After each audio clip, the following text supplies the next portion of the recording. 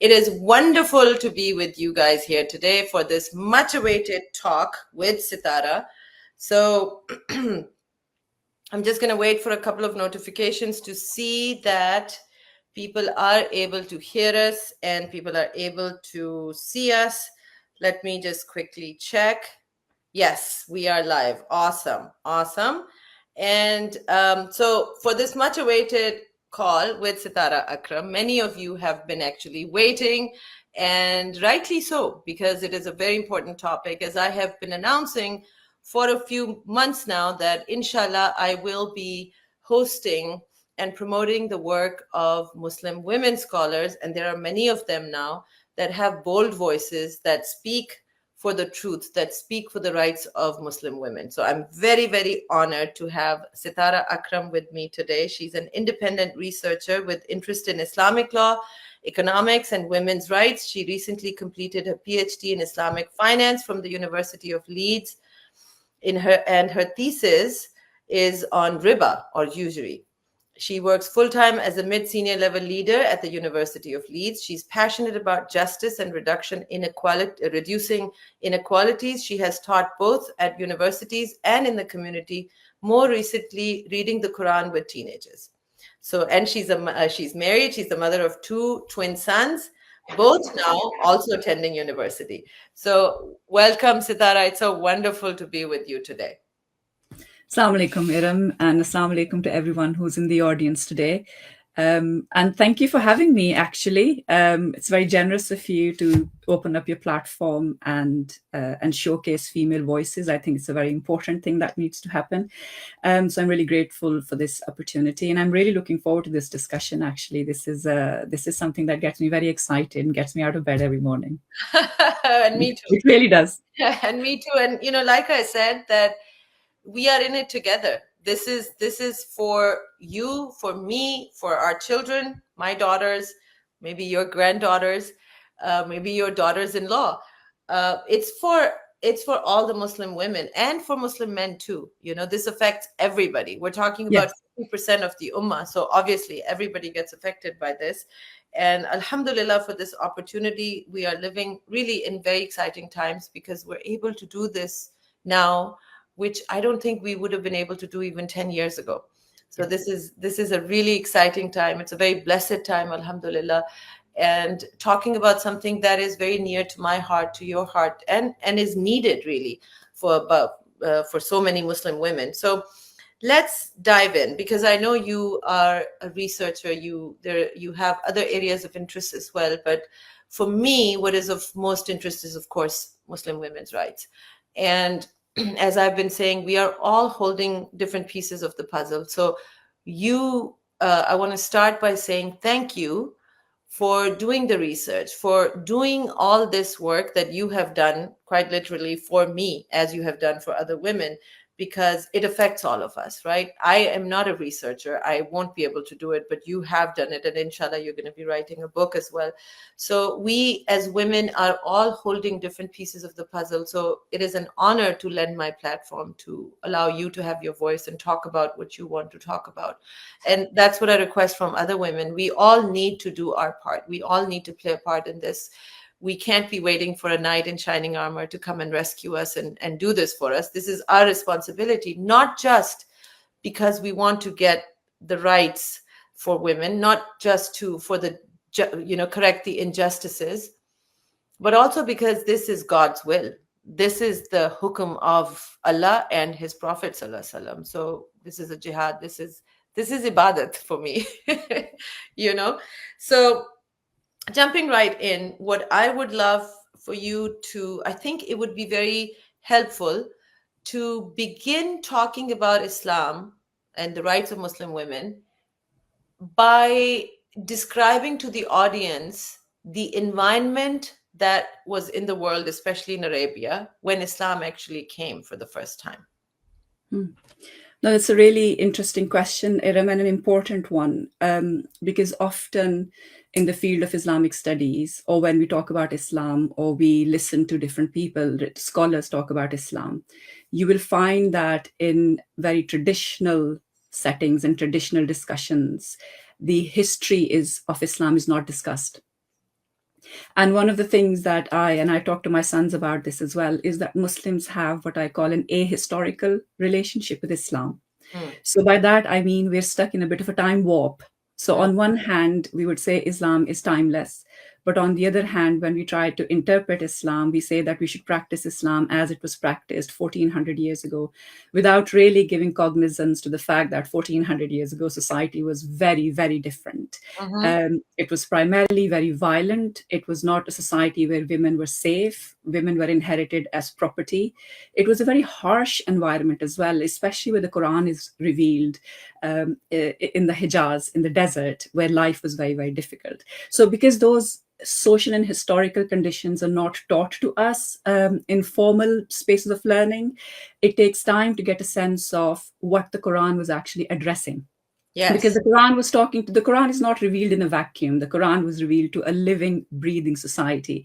And there is a very beautifully written book, actually by a Christian bishop who was a great admirer of Islam. His name is Kenneth Cragg. He's passed away now. And he's written a book which he has titled The Event of the Quran. Wow. So what he says is that the Quran, whilst its message is timeless, the Quran itself is an event in history. It was revealed at a particular point in human civilization, and it was talking to a living, breathing society. So I'll give you examples. You would have noticed, anybody who reads the Quran, you would have noticed that the Quran talks about rain a lot and green vegetation, because those things held huge amounts of value for people living in a desert. The Quran talks about figs, and it talks about olives, and it talks about honey, because those are the foods that people in that society ate. Yeah. It talks about camels, it talks about horses, it talks about ships, because this is how people traveled. So the Quran is addressing a living, breathing society. The Quran is very orientated as well about fairness in trade, for example, because the Quraysh were famous as traders and merchants. And it's primarily talking to the people in Makkah, because that's where the revelation starts. Yeah. So that is why a lot of especially if you read the shorter chapters in the Quran, they're talking about rain, and they're talking about thunder, and they're talking about the gathering of the clouds, because those are really visual cues that make sense to that society. I mean, we could flip it a little bit and say that the Quran, for example, does not mention pineapples. But if it was revealed in Malaysia or Indonesia, in a tropical country, it might have mentioned pineapples. So even the choice of the wording in the Quran, the language it uses, which is the very high-end Arabic language that was spoken by the Quraysh of Makkah at that time, what the late Amin Ahsan Islai calls the taksali. In Urdu we say taksali, like really high register of Arabic, a really high level of Arabic language that the Quran uses. So the Quran was an event in history. Even though the Quran is timeless in its message, at the point it was revealed, it was talking to a living, breathing society, which is also why some of the laws that it mentions were very relevant to those people, like qisas, like diyat, like sudden divorce, for example, paying women even for breastfeeding their children. Those were actually the customs in that society. So the Quran is talking to that living, breathing society. So I always feel that if Muslims are to really understand the importance of the Quran and the value system that it's bringing, they need to have a sense of what type of society is it talking to. Totally agree. Right. So and this is why when we come across some really emphatic verses in the Quran, and actually those verses can give you goosebumps. There's a verse in the Quran in which Allah says that, those infant girls that you bury alive, when they are resurrected on the day of judgment, they will say, for what sin were we killed? It's an extremely moving verse, but the Quran is referring to a particular custom in that time where women were considered to be a burden. And so some families were perfectly happy burying their infant daughters alive because they did not want to raise them, did not want to have the responsibility. The other thing that's really important from a historical perspective is that at that time, slavery was extant in society. So the Quran brings slavery into discussion quite a lot because slavery was at that time prevalent in society. So the Quran does regulate the institution of slavery. There are a lot of verses around that, as we know. But also, and we will delve into it in this talk, inshallah, some of the verses around dress code, etc., and hijab actually do link back to that background of slavery, how slave women used to dress differently from women who were free or women who came from aristocratic households. So when you bring history into your understanding of the Quran suddenly becomes alive, and then you can see what moral principles it is upholding. And I think that's really important in deepening our connection with the Quran and understanding of the Quran. It also offers a bit of a corrective. I'll give you an example. So these days, you will see, if you Google on the internet about the dress code for Muslim women, and you see this kind of black robe and a black scarf, kind of like this monochromatic, very plain, very austere, a burqa, like a burqa, very austere. It's very austere, very harsh. And a case is made that this is how women in Arabia used to dress. But actually, when you delve into historical evidence, you realize that that is not how they used to dress. And so when I mean that Muslims have an ahistorical relationship with the past, I also mean that we tend to imagine a past that did not exist. Agreed. And this is where the complexities come from, when some of the really rigid interpretations come in and we're told that, the older generations followed Islam like that. My question would be, did they? Is that what historical sources tell us? And actually they don't. But by removing history from discussions and by messing up our relationship with history, I think we've done ourselves a great disservice. And one of the other problems we've created is an identity crisis for ourselves, because we don't understand our own history. We don't understand the history of our own knowledge tradition, which is beautiful, by the way. The Islamic knowledge tradition is one of the most outstanding knowledge traditions. There's a reason why Islam was the dominant civilization for 1,000 years across the globe. Yeah. We don't have any sense of the knowledge tradition of Islam either, and how that knowledge tradition came about. So absolutely, I think it is one of the most crucial questions. And I always say, and I say this at home as well, I wish that more and more Muslims would send their brightest children to study history, study the humanities, because I think that is where we will discover some of that knowledge, build the tools and techniques to discover some of that knowledge. And that's what happened with me when I started my doctorate. I was absolutely astonished by how much there was. And I was actually quite humbled by the fact that I knew very little about the history of Islam. That was my delving into it. Yeah, thank you so much for that, Sitara. I think that was, I can't remember when I realized how little I knew about Islamic history, but I do remember realizing that there's no way I can truly understand the message of Quran without first understanding where it was revealed, what kind of conditions there were, what people did, how they acted. Because, and correct me if I'm wrong, in many instances, for example, slavery, I feel that Allah Ta'ala gave instructions which were supposed to act like a framework. Like, this is where you're beginning. You've been doing things in a certain way, and if I give you orders to change it completely, it's going to disrupt your society. But this is where I want you to go. So here's the framework, and I want you to go gradually now in this direction.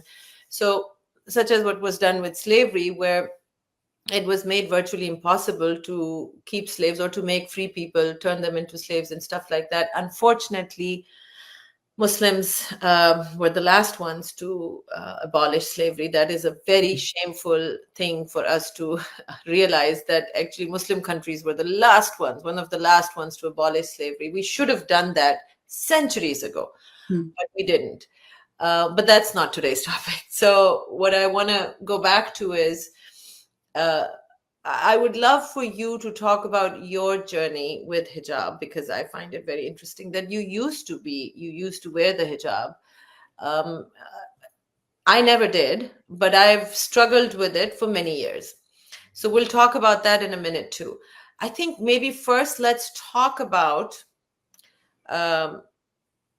the autonomy of women. And the reason why I want to go into this now is, as we were talking about the fact, the environment in which Quran was first revealed. I keep telling people, like, think about this thing.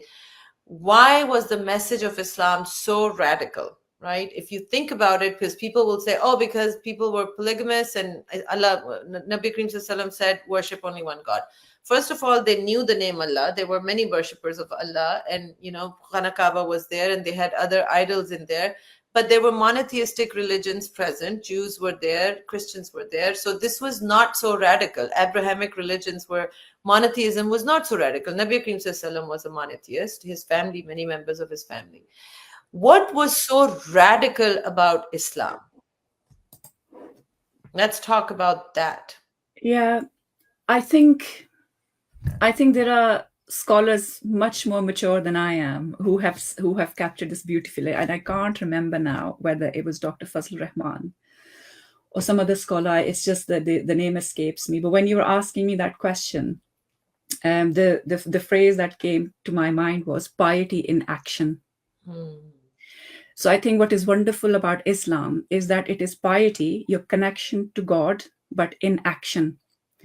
And so, whereas if you look at the Torah, when the Torah was revealed, the Old Testament, if you ever pick up the Bible, the Old Testament is what was called the Torah. The Torah is what was given to Prophet Musa alayhi salam, on Mount Sinai, and it was a set of rules and regulations. And then a few centuries later, when the Gospels are revealed to Isa alayhi salam, the Gospels focus more on the hikmah, or the wisdom of the law. It does not give him a new law. What the Quran does, and this is where I think Javed Ahmed Ghamdi's point is very powerful. He says that, remember that the Quran is the last book of God. It's not the first book of God. It's the last book of God. So as the last book of God, it's doing a couple of things. One, it is preserving the message of God. The Quran is Al-Muhaymin, the preserver, the guardian of revelation. But the other thing it does is, and that it is piety in action. So if you read the verses in the Quran which mention Salat, or the 5 daily prayers, and namaz, as we say in Urdu, after almost every mention of Salat, the Quran says zakat. So you do your prayer, and then you do charity. You do your prayer, and you do charity. And that is what is remarkably revolutionary about Islam, is that it ties your spirituality with your concern for human beings. So if you're a pious person, if you're a God-fearing person, you'll be a compassionate person, you'll be a charitable person, right? So the moment you finish your prayer, your next concern is people.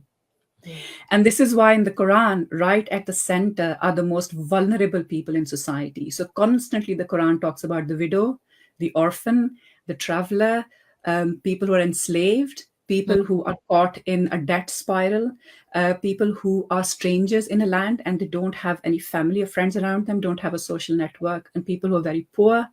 And the Quran's concern constantly is around that.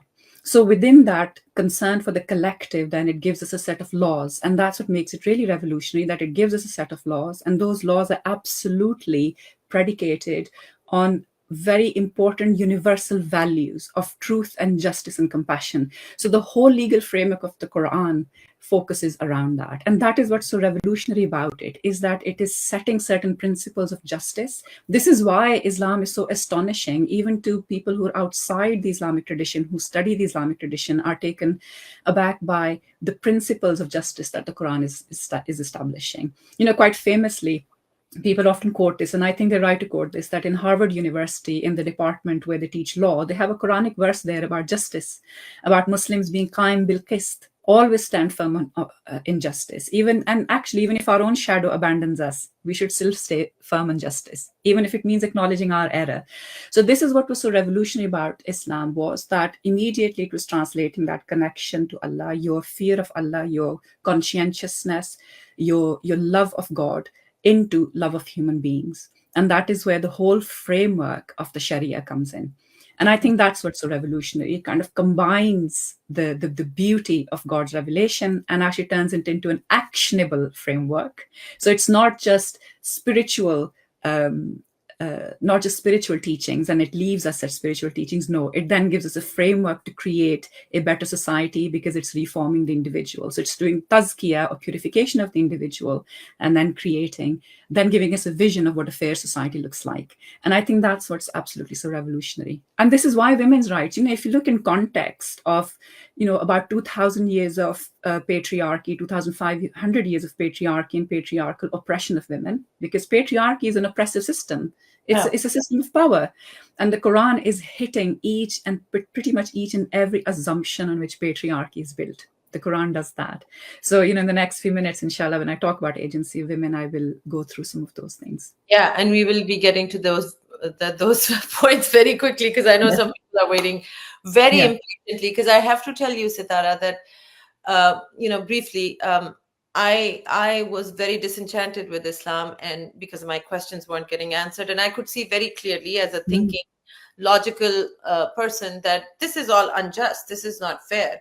So I became disenchanted many years ago. And of course, we all need, when we go through hardships in life, we need God. We need God by our side. So I did need Allah by my side. And, I won't go into the story today, but eventually when I decided to do my own research and was this is 20 years ago almost.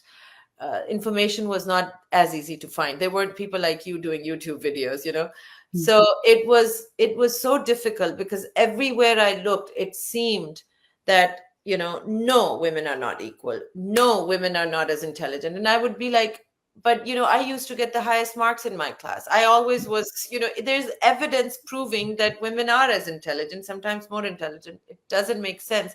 Why is Quran, why is my tradition, Islamic tradition, saying the opposite? But then so many other things also, the confusion between how to be a good Muslim but also achieve your dreams as a woman. Can I be a leader? Why can I not be a leader? So many things. And it was deeply hurtful. And this is what I want to kind of pre-frame. I want people to understand, who are watching today or who will watch this recording later, that it is deeply hurtful for women we all carry this burden to a certain extent, unless you're lucky enough to be born in a household where you got the right education of Islam from the beginning. There is this deep trauma in us that we are born inferior, and we didn't even choose the gender that we were going to be born into.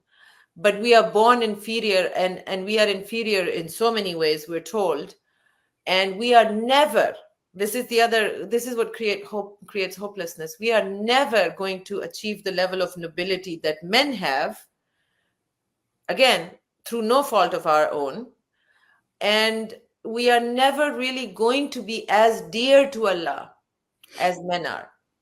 And there was a deep trauma, because we're talking about the Creator.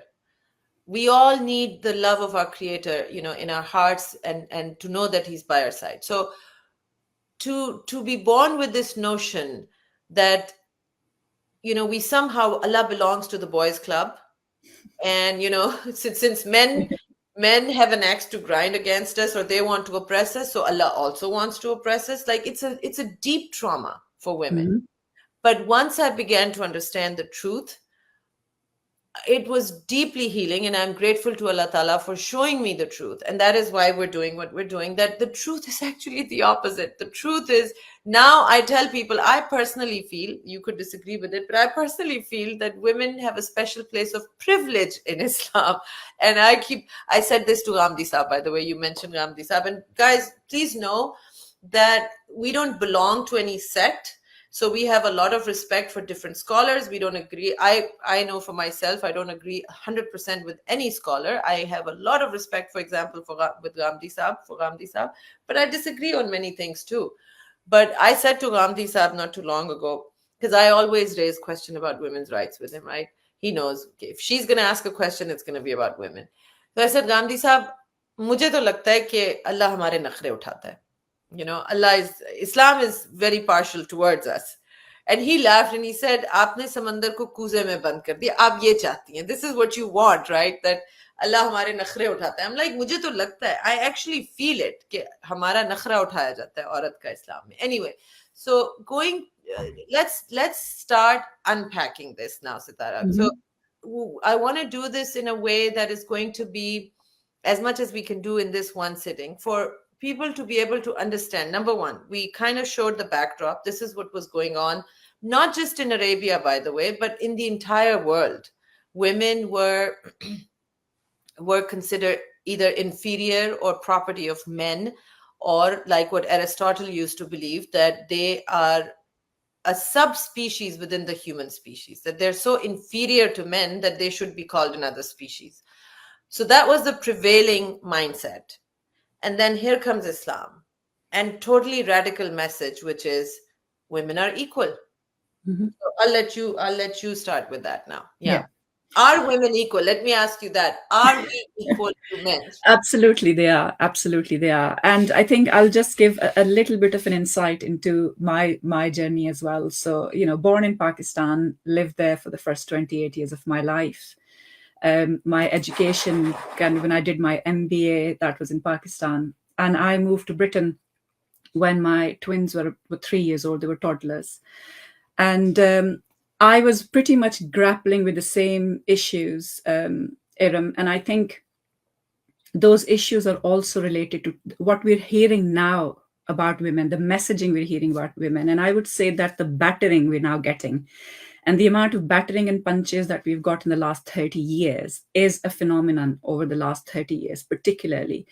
And it's to do with the rise of a particular form of Islam, which is political and also, I would say, Arabized. So it's a particular version of Islam which is exported to the rest of the Muslim world through madrasas, through writings, through preachers. And that is an Islam that has battered women a lot. So I really feel, especially for the younger generations, the millennials who followed us and Generation Z who've grown up in this anxiety-ridden kind of discourse about women, which is very demeaning towards women and actually towards men. I think often men don't realize how demeaning it is towards them. So I think there's been a particular pressure point, but because we've been born and raised in this, we feel that this is Islam. This is what Islam always looked like. It did not. Okay, so I think we have to understand that we are at a particular moment in time. Farid Isaac uses a very good word. He calls it the now moment. So our now moment is different from the now moment that my mother saw, which is different from the now moment that my grandmother saw. Okay, so the environment in which we're growing up, the messages we're getting, they change. So in the last 20 to 30 years, we've seen a resurgence of patriarchal messages in Islam. And there has been very much what we now call Salafism, kind of a rise of very fundamentalist thinking as well, which is very black and white, halal and haram, and rules based. Whereas when we were taught Islam as an ethical tradition. We were taught ethics: do not lie, do not steal, do not cheat, speak very kindly towards people who are vulnerable, and if you have somebody working in your house, pay their wages before the sweat dries on their body. That is the Islam I grew up with. And then you said your 5 daily prayers and you did your fasting. So our Islam was actually quite small. The Islam that young men and women are now facing in is Islam of rules. And the rules are so big, nobody can ever keep track of them. It's impossible. Enter your house with your right foot and enter your bathroom with your left foot and start trimming your nails from the right. And, who can keep track of that? Nobody can. So there's a particular moment in time that we're living through. There's a very politicized version of Islam and a very insecure version of Islam. I just want to put a little bit of just one quip in here that, by the way, if you ever do a study of cults and how cults are maintained and how they keep their power on people, it's all about the rules. Oh, absolutely. Get people focused on the rules so much, you're so scared of making a mistake that you don't pay attention to other things, such as, what is my faith and what does God want from me? So you're just constantly just paying attention to rules and not breaking them because your clan or your tribe or your group will then ostracize you for that. So anyway, I just wanted to put that actually also demands conformism from you. So inshallah, maybe at a later sitting, we can talk about how sects work. Sects work in precisely this way. They have these rules of power that they play in trying to keep people remaining within the sect. These are actually very harsh, quite cruel ways of doing that. But yeah, just coming back to my journey. So, I grew up in Pakistan, very kind of ethics-oriented understanding of Islam. And then kind of in my late teens, I started becoming aware of this, but women have inferior intellect. Naqisul Aql, women have inferior faith, Naqisul Deen. That is how the famous hadith used to be translated. Women have been born from the rib of Adam, and they're crooked. So if you try to straighten the rib, it will break. So don't try to fix them. Don't try to reason with them. They're irrational anyway. If you reason with them, then some kind of explosion will happen. So I really started to, not rational. So all those messages were coming our way. And just like you, I used to sit and think that if Allah has given me inferior intellect, then how come He's enabled me to pinpoint this? Because I could be, if I was subhuman, I could be like an animal with no sense whatsoever of my inferiority. I wouldn't be rationalizing it. I wouldn't be thinking about it intellectually. But the fact that He's given me that thought, the ability to think that thought. But then also, if Allah is Al-Hakam, so He's a judge, a fair judge, and He's Al-Adl. So the interesting thing here is Allah does not say that I'm Adil or possessing of the quality of justice. I am justice. It's an absolute. Saying that Allah is Al-Adl means that He is absolute justice. So if Allah is absolutely fair, then how can He commit this unfairness? So rationally, it doesn't make sense. So you also mentioned something else, which was very interesting, Sitara, when we were talking, that if I am of inferior intellect, then why would I be judged the same? Exactly. And the levels of accountability as well are similar. Accountability. So if, for example, if let's say a 15-year-old, God forbid, a child dies young at the age of 15, Allah will judge that child accordingly. The 15-year-old is immature, may have made some bad decisions, but he's a child. But if women are also the same and women have an inferior intellect, then if Allah, and we have to obviously always agree that Allah is the fairest of judges, then he Yes. would have also have given us some mitigation.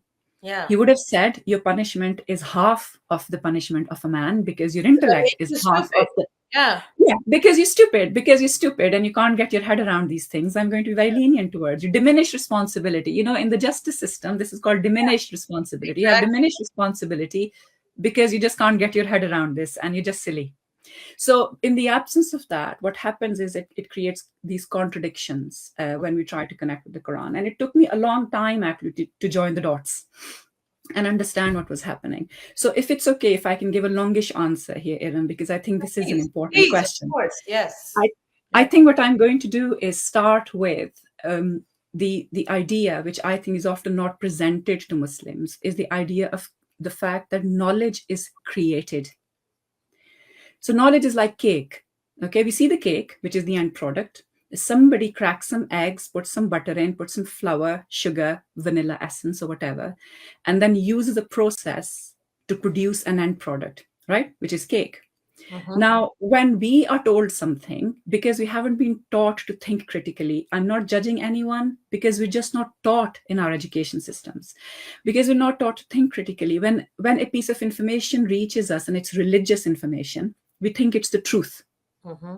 So, for example, there are many examples. Might say, okay, women are inferior in intellect. We receive it as truth. Mm-hmm. Now we're trying to make sense of that truth. It doesn't make sense, but we're thinking, okay, this is what Islam says, I have to accept. Or we're told that women must be subordinate to men in a marriage, right? So the guy is boss and the wife is his subordinate, right?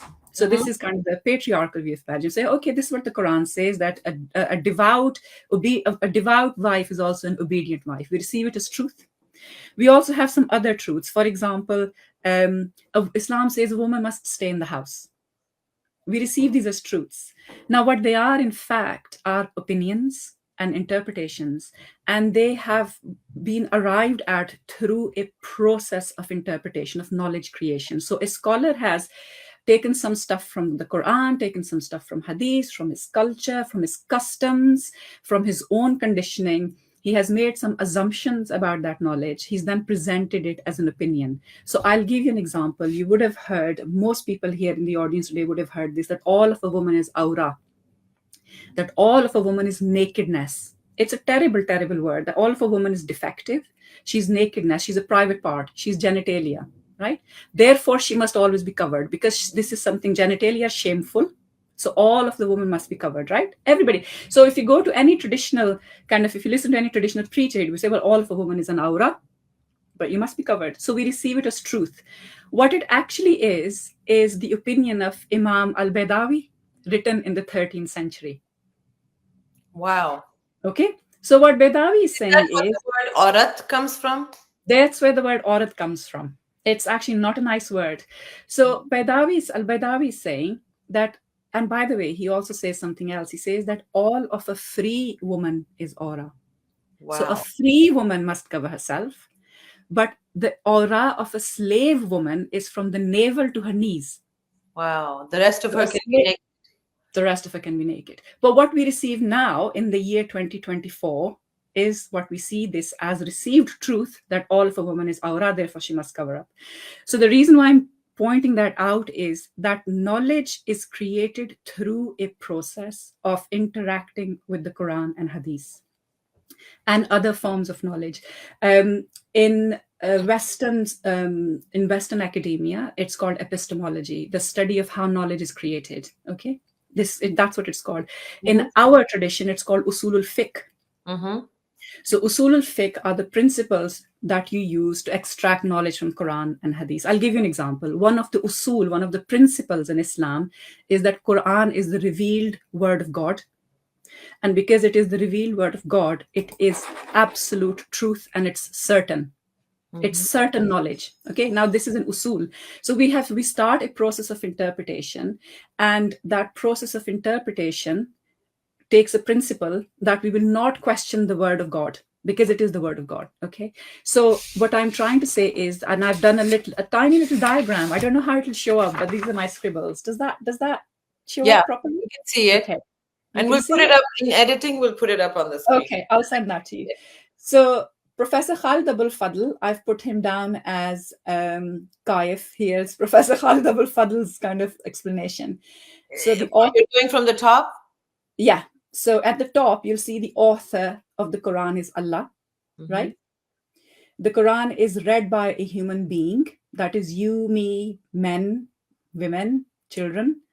And the text of the Quran is available to us, but that text was put down about 1400 years ago.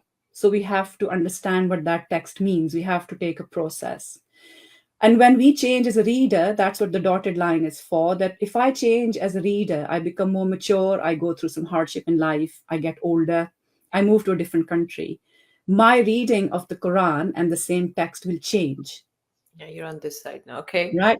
So the point I'm trying to make is that when you create knowledge, this movement is always happening Yeah. between the reader and the text as they're trying to understand that text. Okay, so when our scholars from 1,000 years ago are living in a highly patriarchal society, it is very easy for them to say that a woman is subordinate to a man because that's what they see around them. But for us who live in, for example, a human rights based framework in the modern world, right, the United States says that humans have rights and men and women are equal. So gender should not imply inequality, right? So when I read the Quran, I'm going to try to look for equality in the Quran. This will happen because I'm a product of my times. We're all Yes. bound. We're all bound by the culture, the morality, the sensibilities that we have. So the same Quran is read differently by every generation of Muslims. That is the beauty of the Quran, that it's read differently. Okay. So the point I'm trying to make is, somebody's asked a question as well about what I mean by aura. All I'm saying is that what we're receiving as truth, that somebody has said that all of a woman is naked and should cover herself, is actually the opinion of a scholar. And that scholar lived 700 years ago. So Yeah. we may or may not agree with his opinion. So we have to delve into the Quran itself and find that opinion and see if it agrees with the Quran. Because the Quran is the Furqan, it is the criterion between truth and falsehood. So we have to test it. So what happens when knowledge is Sitara, created? I just want to Sorry. ask you a question Yeah. before we go forward. So obviously, so somebody in the 600 years ago would have read the Quran, interacted with the Quran, understood the Quran differently because of what they were accustomed to, and we're looking at it from a different point of view. How do we know how the Sahaba interpreted the Quran? That I guess that's the only important thing, right? Mhm. Because how Yeah. did the Prophet ﷺ, show through example what Quran actually meant? That Yeah. would be the only important thing to pay attention to then. Absolutely. But then in that interpretation, did they class something as deen or not, a religious responsibility or not? That is also important. So, for example, Prophet Muhammad sallallahu alaihi wasallam did not class gardening as a religious responsibility, right? So, gardening is not a religious responsibility. So, we have to when we go back to the example of the Prophet Muhammad sallallahu alaihi wasallam and his Sahaba, we then look at which of their opinions have to do with deen.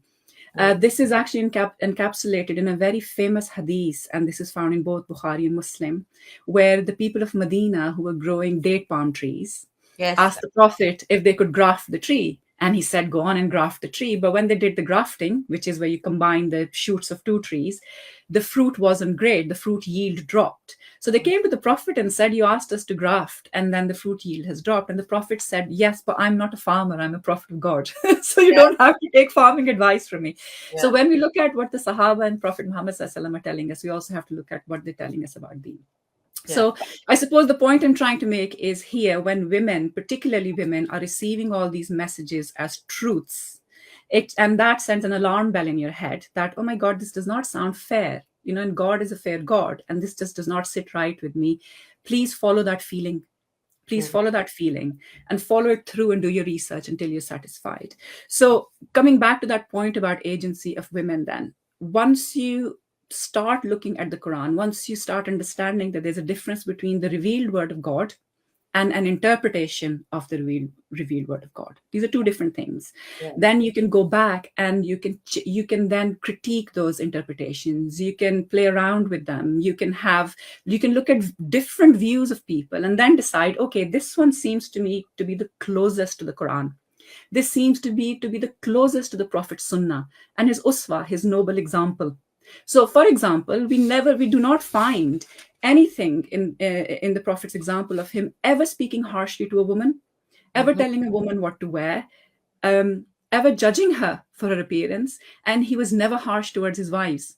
He never hit his wives. This is his uswa. So then if somebody says that a man is allowed to hit his wife, you think, well, hang on a minute. What is the Prophet's uswa here? What is his example? Exactly. In fact, he said that the best of men are those who treat their family, their women in the best manner. Yeah. So when you start seeing contradictions like that, please follow them through. If you have a sense of unease, don't dismiss it. Why? Because Allah has given us all a fitrah.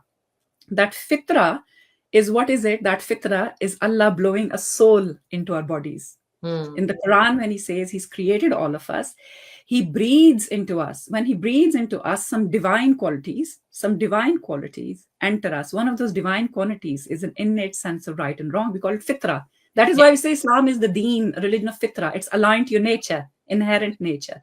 So if you get that sense of unease, and I'm sitting there thinking, I really love God. I'm not going to stop. This is me like a 17, 18-year-old. I really love God. I'm not going to stop loving God, because he's my kind of lifeline. I rely on him so much. I love him. This is my relationship with him. So I have to find another explanation for why I'm hearing all of this ugliness and unfairness about women. And this was throughout my life, throughout my life. I'm 46 soon. This is the quest that has taken me forward, is I want to make sense of it. So kind of my longish answer. But now then, let me just come back to the agency of women, right? How do we claim agency? How do we claim agency? Why is my opinion? Why do I say that my opinion and my reading of the Quran is just as valid as a man's reading of the Quran? In fact, I would say that in this day and age, Muslim women's reading of the Quran is much more important. And it's because we're an oppressed half of the ummah. And because we're oppressed, we always gravitate towards verses in the Quran which are about compassion and emancipation. So our reading of the Quran is a freedom-oriented reading of the Quran. And when I say agency, what it means is that a person who has free will, Allah has given free will to men, Allah has given free will to women. Okay. So as a believer, I have the right to read the Quran. This is what I mean by agency. I have the right to read the Quran and make sense of it for myself. And I don't have to go and seek validation from a male scholar. Yeah. Okay. That's my agency. That's my right, because Allah has given me that right. And Allah has created me just as beautiful as he has created a man, because Allah Ta'ala says, I think it's Surah Al-Teen. Yes, in Surah Al-Teen, Allah Ta'ala says that we have created man in the best of molds. We've created insan. We've created an insan. We've created insan in the best of molds. So human beings, women and men, have been created in the best of molds, right? The Quran also tells me in Surah Nisa. Now, Surah Nisa is a chapter which is actually about women. It's titled Women. And the first verse in the Quran, in that chapter, is absolutely the most crucial for women in claiming their agency, because that verse is doing a few things. Now, that verse, if you allow me, I'll just read it out because I think it's very important. Please. So, mankind, reverence your guardian Lord who created you from a single person and created of like nature his mate, and from them he scattered like seeds countless men and women. So reverence Allah, through whom you demand your mutual rights, and reverence the wombs that bore you. So Allah ever watches over you. This is Surah Nisa. And interestingly, in that surah, the Arabic term used is nafsin wahidatin. One nafs. So from one nafs, whatever that spiritual being, that human being is, its mate has been created. So the Quran says, and the Quran is doing something interesting here. The Quran is actually taking aim as well at the Judeo-Christian belief. And by the way, it's important for me to say that here, that the belief that the woman is born from the crooked rib of Adam, and that Eve tempted Adam to eat the fruit of the tree are Judeo-Christian doctrines, they're Judeo-Christian beliefs. The Quran is taking aim at them straight away. And the Quran is saying, I have created both Adam and his mate, Eve's name is not mentioned, Adam and his mate from the same nafs. So men and women are literally the same substance of creation. Okay, so that's your equality right there in creation. Then Allah tells us that He's also given us spiritual equality in faith, and He does that in Surah Al-Azab. This is chapter 33, ayat 35. And this actually ties back to that question that we were saying as well, Eram, about accountability. Yeah, that there's equality and there's equal accountability.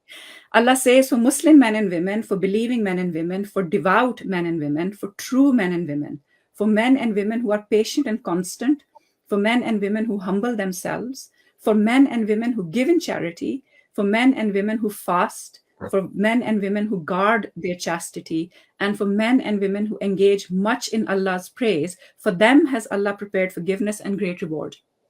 So here is my spiritual equality.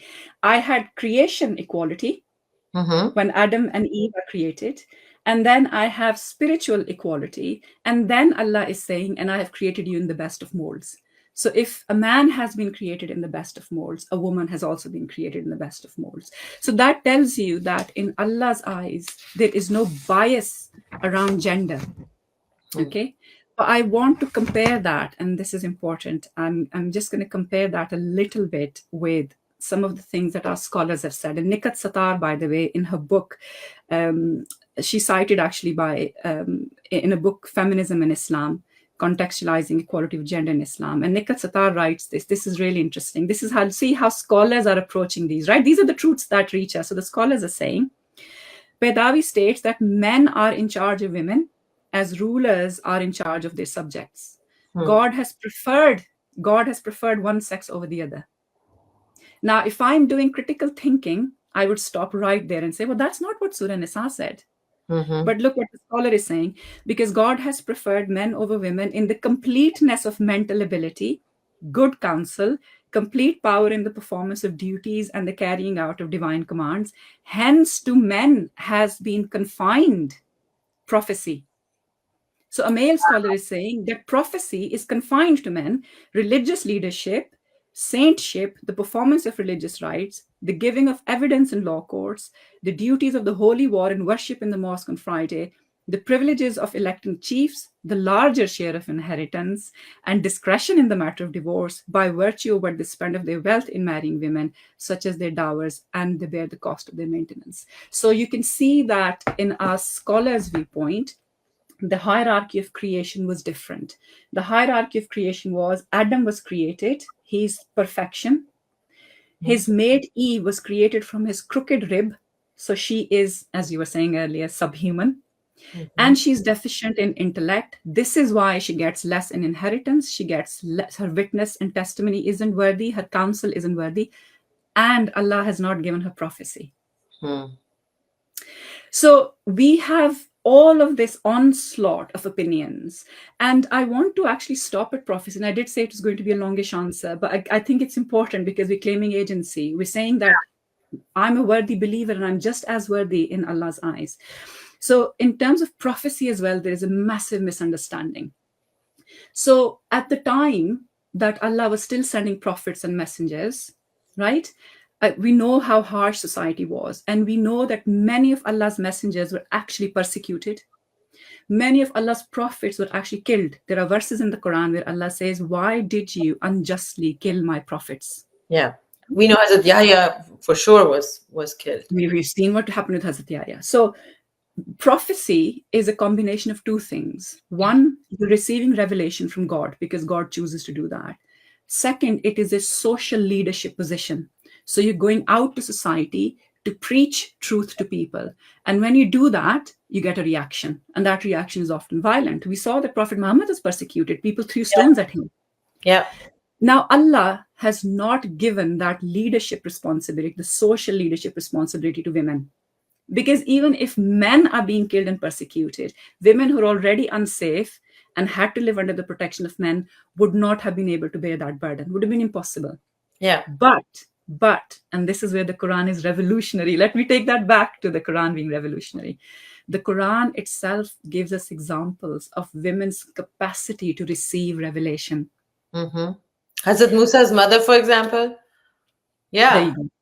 But And Hazrat I Musa's have mother, to say that, the word wahi is used for Hazrat Musa's mother. The word wahi. people will do mental gymnastics and verbal gymnastics to say that that was not wahi, that was just ilham, that was just, I mean, it saddens me. But please continue. Wa'awhayna. The Quran is saying I know, wa'awhayna. exactly. Right? So Wahi.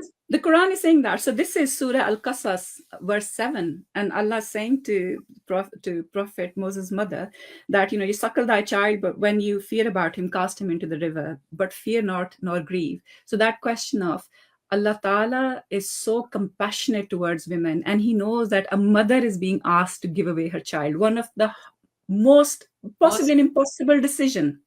yeah. So what does he do? He reassures her and he says, fear not, grieve nor grieve, for we shall restore him to you. Mm. Right? So not only is she being inspired, and then Maryam alayhi salam, who's mentioned 70 times in the Quran, who takes wahi to her? Gabriel, Jibreel alayhi salam. Islam, The yeah. same, so Gabriel, the same angel who takes wahi to Prophet Muhammad sallallahu alaihi wasallam. So there is no issue with the capacity of women to receive revelation from God. God is also talking directly to women, of whom he gives us examples in the Quran. But what he does not give them is the responsibility to go out to society, because that would have been impossible to them. So it's when you start connecting the dots like that in the Quran that you realize that women are just as worthy believers for Allah. They have the same level of accountability in the day of judgment. Allah has given them the same capacity for spirituality, for piety, and He's given them the same intellect to also interpret the Quran and interpret the Sunnah of the Prophet and to create knowledge. And that is something Muslim women did for centuries before they were removed from history and before they were removed from institutions of learning. So I know that's a long answer. I wanted to. That's a very necessary one. Thank you so much. Yes. And I just want to comment here quickly that there are many things that Allah Ta'ala honored women to be the first. For example, Hazrat Khadija being the first believer, Razila Ta'ala anha. Hazrat, I'm forgetting her name, the first Shaheed, Hazrat, I'm forgetting her name, but Sahabiya who was a slave. She was the first Shaheed of Islam. She was Abu Jahal's slave. Maybe somebody else will remind me, but there were many firsts that were given to women, and even in scholarship, for example, we know that the first mufti was Hazrat Aisha radhiyallahu ta'ala anha. People, even That's right.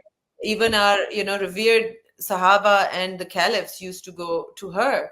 And actually, I think it was in one of your videos that you were talking about it. No, it was another really powerful Muslim voice that I'm going to be hosting on this platform. Daisy was talking about it. That, when Allah Ta'ala ordered the wives of the Prophet to stay indoors because they're not like other women. So what did they do? They engaged in the tradition of knowledge, the learning, and spreading knowledge. So that was really beautiful. I loved your answer. I don't know if Natasha, if you have any questions that you want to send me. Let me read you some comments. Hazrat Sumaya, thank you so much, Madiha. It was Yeah, Hazrat thank you. Sumaya who was the first Shaheed. Maliha has been waiting for this talk for a long time. Sitara, she's one of your fans, and she said, I didn't even realize that it almost 1 hour had passed.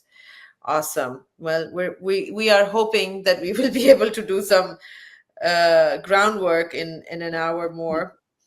Somehow women's spiritual journeys, productivity is more faster and more than a man. All right. Well, that's an opinion, and you are welcome to have it. So I don't see any questions right now. I think people are following along. And I think there may be a question in there about the testimony of testimony, I saw that. Do you women. want to cover it now, or do you want to, because there are more questions on that I want to. I'm happy to very briefly talk about that. The testimony of women is, and this is where kind of, because it's my area, to read about debt and usury and lending and the prohibition of riba in Islam, the testimony verses actually appear in the Quranic discussion about debt or lending. So people often see the Quran as a jumble of verses, a disparate set of verses which have just been brought together. The Quran has very beautiful coherence to it. And the Quran also has a context which is historical, but the Quran also has internal context as well. Okay, so the Quran builds an argument. It doesn't just throw things in, it builds an argument. So in the case of the whole discussion about usury, the argument actually starts from verse 245 in Surah Al-Baqarah, where Allah starts talking about giving charity to those in need. So the whole discussion is about infaq or charity. And then from verse 275 onwards, there are specific instructions about exploitative types of loans. Okay. Following on from those verses, Allah actually gives Muslims a recommendation. The recommendation was to write the contract of debt. Why? Because if you don't remember, in Arabia, people did not know how to write. Yeah. And also, the paper was not available. Paper wasn't available. So you had to write on parchment, you had to write on dried and stretched goat skin. It was very difficult to do. But Allah makes a recommendation that especially if you're out traveling, write this down. Why? Because people can forget, memories can be faulty, disputes can occur. So the Quran is actually taking a very common sense view, and people often forget this bit of the verse. The first thing that the Quran says is that get 2 male witnesses. Now, I could argue that men's intellect is flawed because you could just have 1 male witness. And it should be enough. And that should be enough. So the Quran is actually asking for 2 male witnesses. Why? And this is, again, an established principle in justice system as well, that you try to get more than 1 witness. Why? Because they can corroborate each other. Otherwise, yeah, his word against otherwise it's one person's memory. And by the way, human memory is incredibly faulty. People think the human memory is great. It's not. So the Quran says get 2 men. If you can't find 2 men, then get 2 women. Get a man and get 2 women. And one may forget, so ask her to bring another one with her. Now, this is actually a support mechanism. It's what we would call a reasonable adjustment because women did not used to go out. Women did not used to engage in trade because trade was very unsafe. Women could not travel further distances. So they would very rarely engage in contractual forms of ownership or lending. Okay, women were not doing these negotiations. So Allah is saying that if one of them forgets or makes an error, because they don't deal with it very often, she can take another person with her because that person would be able to corroborate her testimony. Also, social pressure, Sitara. And social pressure. It's terrifying for women to go into, law or exactly. Again, the condition, the environment that this is being revealed in, where just a few years ago, women were treated as animals. They were property of men. So now that Quran has come and said, okay, you're equal, you have these rights, but there's a lot of conditioning that has already happened. So if there are women who are not bold, so there's such a huge difference when I'm talking to my students who are, raised in the West versus women raised in Pakistan. I can already see the difference, the level of confidence, and, so Islam is mindful of that also, that these women just got emancipation, but that doesn't mean that their conditioning has changed. So in order to, again, have support, you can feel a little bit more bold, if you will, when you have have a buddy. Woman. Have a buddy. It's a buddying system to support you. It does not mean you're too dumb. Therefore, if you're, Islam is a deen of hikmat. So anybody with normal brain cells would be like, if you're a human, Sitara, and compared to you, a cat, let's say, or a chimpanzee is of less intellect, then having 2 chimpanzees be versus you doesn't make any sense, because there's still chimpanzees. It doesn't. Because if you're deficient, you're deficient. It's not going to make any sense. Absolutely. So it's a budding system. Yeah, exactly. It's a budding system. Now, somebody has already put in the comments here about, well, what if a woman is raped or something like that? A crime happens. Again, this is a very important, very, very good observation. These verses are not about a crime happening. When you write a contract down, you're actually getting witnesses to the contract. They are people of your choosing. So you go and you find 2 credible witnesses, people who are of good moral standing, and ask them to witness your contract for you. When a crime happens, it is not pre-planned. It can just happen. A murder, a sexual assault, a rape can just happen. Whoever then is there as witness is the witness. Does that make sense? Those are two completely different situations. God is not talking about the committing of a crime. He's actually talking about finding two people who can evidence some documentation for you. Now, the person who very astutely pointed this out is Imam Ibn Taymiyyah. He wrote about this. And he said that our scholars' traditional understanding is wrong. And if you really want to get into the power politics of this, then Professor Muhammad Fadil, I think he's based in McGill University in Canada. He's written a brilliant paper on this halving of testimony of women. And he shows that by taking this verse out of context, what was achieved was that women were prevented from becoming Qadi or court judges. Because at that time, being a court judge was a very influential political position. You had to be friends with the caliph. You had to be friends with the caliph because he'll appoint you. And what happened was the scholars then said, because a woman's testimony is not worthy, therefore she cannot listen to testimony, and therefore she can also not be a court judge because court judges listen to testimony. So what happened was that women were removed from kind of the whole justice system, from playing any part in becoming court judges or becoming politically influential. But this is the verse being taken completely out of context. You can open the Quran now and read it. The Quran is very clear. If you're out traveling, you contract a debt, make sure you write it down. Get two witnesses from among yourselves, so people you know who are of good moral standing, two men. If not two men, then one man and two women. And let the scribe also write it down in fairness and not change the contract when he's writing it down. Because if I'm somebody who's not literate, I don't know how to read and write, I'm trusting on a notary to do this for me. The notary might just put something dodgy in there. So Allah is saying to the scribe, make sure that you write down what is being said to you and be fair. So this is the set of verses. But because our scholars had not developed those methodologies to look at the Quran in its entire coherent context, they just pulled that verse out, and that was then used to eventually reduce the political role of women.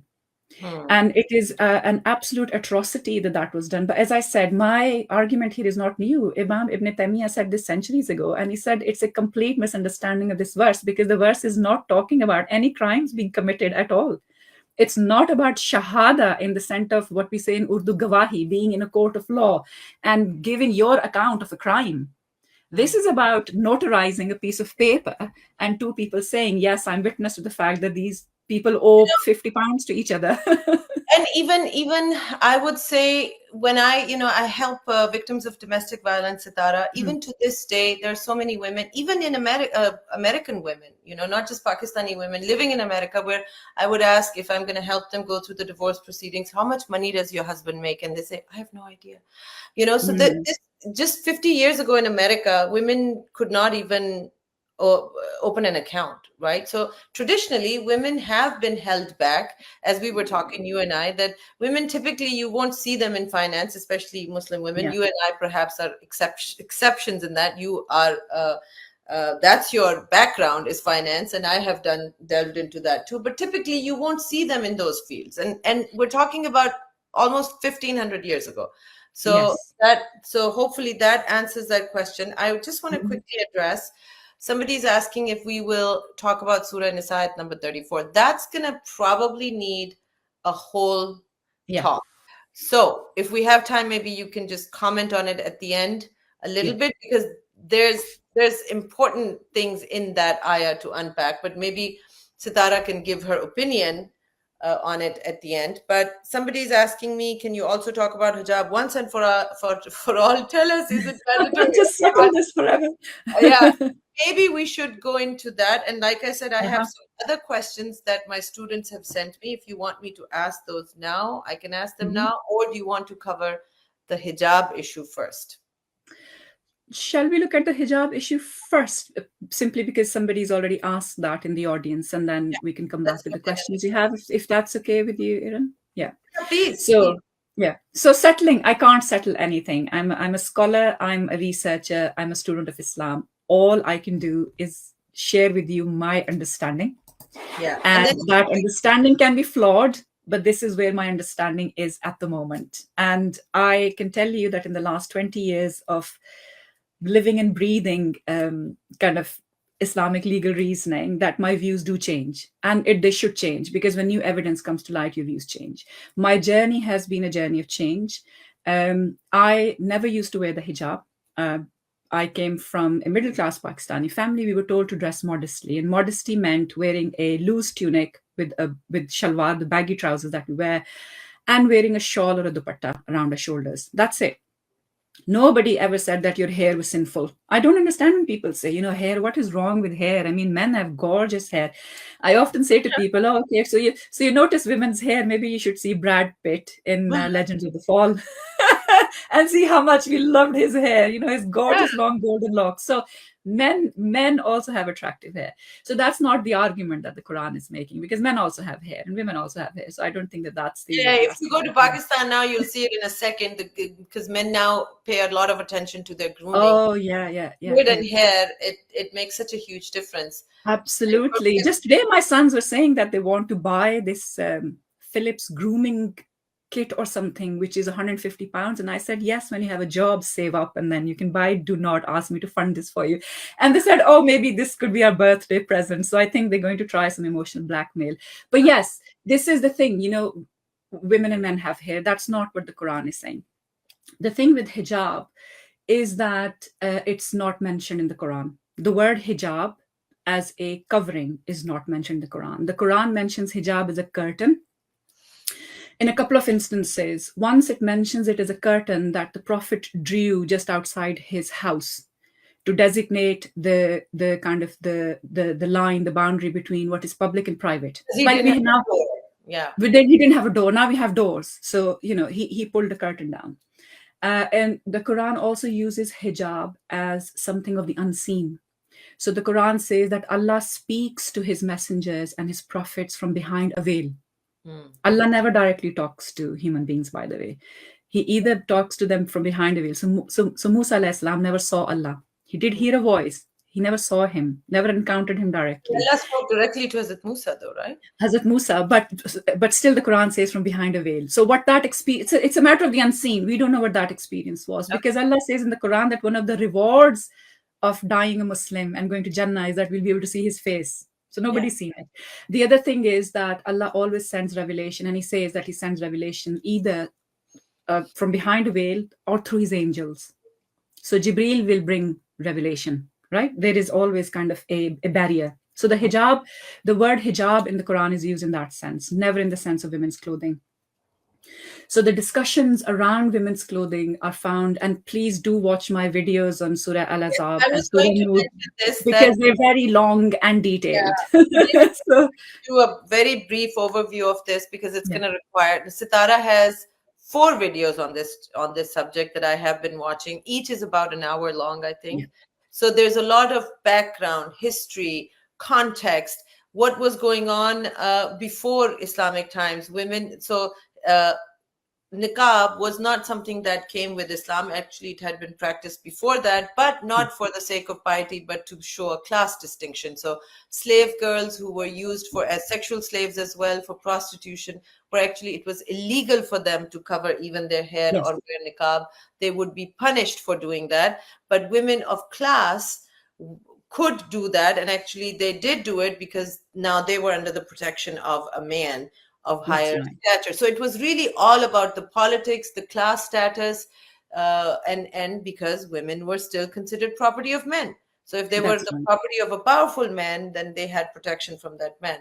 So that was the historical background. And so those of you that want to watch that in detail, and I really encourage you to do that, because here's the thing, like Sitara said, Sitara is not here to give you the verdict on whether hijab is mandatory or not. I'm not here to do that either. I've resisted this for almost 5 years with you guys, because you kept asking me, why do you talk about Allah but you don't cover yourself? Why do you talk about Quran and you don't? And I just kept resisting it, because frankly, for me, that has never been, when I talk about oppression of women, although I do feel that this was part of the oppression, that this started to happen. But right now I had more important things to talk about for women, right? Like, if you want to do hijab, good for you. If you don't want to do it, good for you, but don't force others to, adhere to your opinion. That's more important here. So make up your own mind. Go and watch Sitara's videos. They're on her channel, Sitara Akram, and you will find the details there. We will cover some of it today, but ultimately, it needs to be your decision. Nobody has the right to tell you what you should do.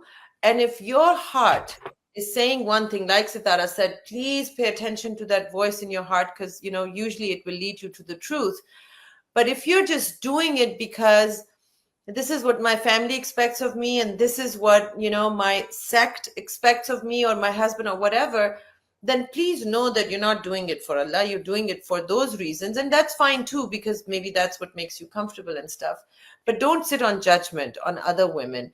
And if you have decided, you've done your research, and you are convinced that Allah wants you to do hijab or niqab, whatever it is that Allah wants you to do, and you want to do it, all the power to you. It's your right to decide to do that.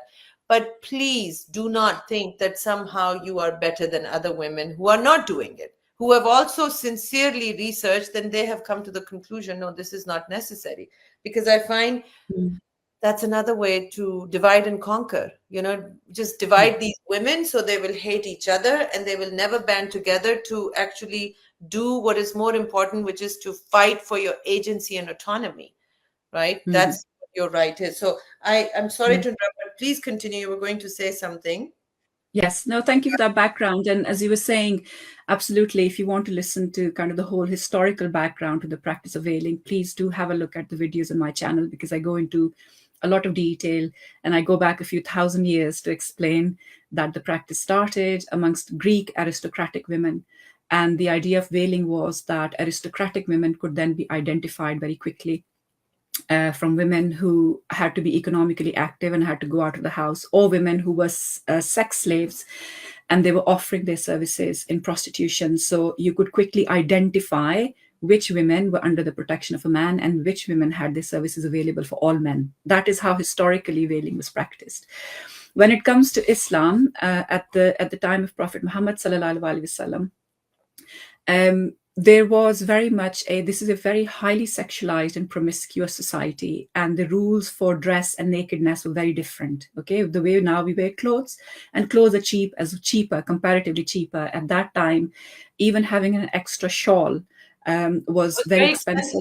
Yeah. Very clothing was extremely expensive. And actually, you will find that there's a lot of research also around how clothing and slavery are linked. So in America, for example, where the African American community lived under slavery for such a long period of time, they were actually given a dress code and a certain type of clothes to wear on the plantations where they worked, because they were not allowed to wear the same clothes as their masters would wear. You see, so it's a form of distinction. So when the verses in the Quran are revealed, the aristocratic women in Arabia had the habit of flaunting themselves, both their wealth and the jewelry, but also their bodies. And they would often wear a vest which would be open at the front. So they would cover the top, but they would wear a vest that would be open at the front, so the cleavage would show. It's a very careless way of dressing. There was also another particular type of vest that they used to wear, which would be unsewn from the sides. So your body would be exposed from the sides. And women who engage in prostitution used to wear kind of the skirt where they would have a kind of like a seam, a split seam running all the way up their thigh, so their legs would show.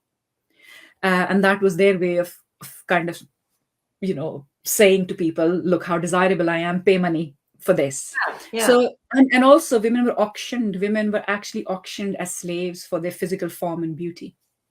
So when the Quran is revealed, a couple of things were happening. One, there's a particular set of verses in Surah Al-Ahzab, which is about Prophet Muhammad's wives and the women in his family who were being harassed by people in Medina. And Allah says that they must wear an outer garment. So don't just go out of your house wearing the clothes that you normally wear in the house, but actually wear an outer garment. And then you will be distinguished. You'd be identified as not being a slave woman. So the hypocrites of Medina who are using that as an excuse, and they say, well, we can't tell them apart, can we? We just thought they were all slave women, and therefore we're harassing them. So that excuse was taken away from them. So the purpose of wearing the jilbab was to identify the women of Muslim households. In that context, where that identification worked, Huh? In that context, Eram, where that identification had a meaning. Yes, that's what I was So, going to say. That yeah. again, we really need to understand that this is a society where women are typically property of men. Even men needed the protection of their tribal background, because this was a very warring kind of violence-ridden times, and that was the state in pretty much the entire world. And then you also have slave women that could be raped, tortured, harassed, whatever, because they didn't belong to any men. They had no rights. They had no rights. They had no Slavery is rights. about not having rights. Yeah. Exactly. So they had no rights. And then you have these Muslim women that are, going outside to relieve themselves using the bathroom. They didn't have bathrooms indoors. So, and that's where the hypocrites are harassing them. And we already know about some instances where, because they were trying to hurt the prophethood, Yes. the journey of prophethood, they had, tried all different means. They had also harassed Prophet Sallallahu Alaihi Wasallam directly. Then they, put that buhtan on Hazrat Aisha Radhiyallahu Ta'ala anha. So any which way to discredit Yes. Prophet Sallallahu Alaihi Wasallam And his, hurt him. and hurt him. And so now they're finding other ways to go around and hurt him through his family or discredit his family. So all of that is going on. And then when they're asked, why are you bothering our women? They say, well, we don't know if they're slave women or they're women under your protection. We don't recognize it. So that's when this hukum comes in, that, cover yourselves so that you're distinguished. You're different from. You can be identified. You can be identified. So you're it's not a measure for identification. Yeah. So absolutely. that they no longer have an excuse. Yeah. That's right. And then the verses go on to say that if they don't desist, then Prophet Muhammad SAW has the right to take action against them. And so Asma Barlas, in her book, Believing Women in Islam, absolutely highly recommended. Please read. Asma Barlas has pointed this out, that the verse of the jilbab only works if in society you have jahili men, ignorant men. I love that part. And I love that, because actually, why do women need protection in the first place? Because the men are misbehaving. Yeah. The problem is not with the women. The men are misbehaving. So the fact that women need to wear particular types of clothes to say to men, don't misbehave towards me, means that there are too many misbehaving men in society. That jahili, that age of ignorance, the age of jahiliya mentality, that once a woman is out of the house, she's fair game. And unfortunately, this is what we see in Pakistan, where I'm from. It's a Muslim country, but my God, the level of harassment all of us face in that country is astonishing. So they are behaving like, doesn't matter, because their behavior is of jahili men. And that's the point, isn't it? Because if you have jahili men around you, it doesn't matter how you dress. That's not going to protect you. But in Prophet's time, the purpose of that protection was that it would distinguish Muslim women from slave women, because slave women dress differently. Okay. Then you have the verses in Surah. So those are specific verses in Surah Al-Ahzab. Those verses also say, they start by saying in that paragraph that Prophet's wives, you are not like other women. So there are going to be certain rules and regulations that apply to you. They're not going to apply to the women. Surah Al-Ahzab is very clear on that. Okay. So it's an exceptional set of rulings for that specific period of time for the Prophet's household. You then have, sorry. Just a comment here. A lot of times I have seen that the interpretation of this is hijacked, and this mindset that I saw in the comment too, this mindset that people have, which is again going to be very radical for you guys to think about, that Islam actually does not place responsibility on a woman for the behavior of men. Islam is not saying that men will be lustful, like this famous words of, men are not robots. Men will be lustful. So therefore, responsibility is on you to cover yourself up and appear less attractive to men.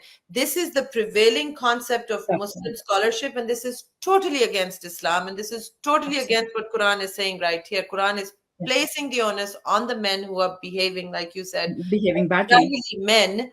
And the reason why they were being asked to cover up was to basically counter their argument that they were giving. To stop that, exactly, to take the weight of their argument away from them and say, well, now you can recognize them. What excuse will you use? Yeah. What excuse will the you Quran. use now? What excuse will you use now? Because they would have carried on persecuting anyway until they were threatened to stop doing that. Then you have the verses of Surah An-Nur, verse 30 and 31, which both start off by saying that both men and women should lower their gaze. And I'll come to the idea of gaze in a second because it's very important, the hikmah behind that. But the Quran, in terms of the rules, says that both men and women should cover their private parts, right? That's essential. And then the other important thing that the Quran mentions, in the case of women, it says that just draw your veils over your chest. Now, the reason why the Quran has to mention that, why did the Quran mention it specifically? Let's say women were already wearing clothes where the chests were covered. They were not flaunting themselves. The Quran would not have to mention it. Yeah. The Quran is mentioning it because it wants to change the prevailing practice in that society, which is that women will show off their breasts or show off their cleavage. So the Quran is saying, take a shawl or take a piece of garment or a khimar. Now the khimar, and this becomes so controversial. And this, by the way, took me an age to understand. The khimar is a head cover, usually worn on the head, not always. But there are plenty of examples from history that the khimar was also put on your shoulder. It was sometimes put around your neck. And it was basically a cover against the intense heat of the sun. Yeah. Which is why men also wear it. Yeah. Have you seen Arab men? Arab men always wear a khimar.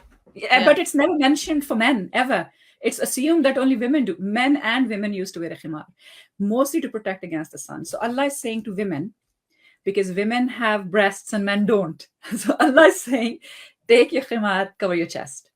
So the commandment, and this is where fiqh, understanding a little bit about Islamic legal reasoning, is important, that when Allah commands or prohibits something, he uses a certain type of language. So he says, do not drink alcohol.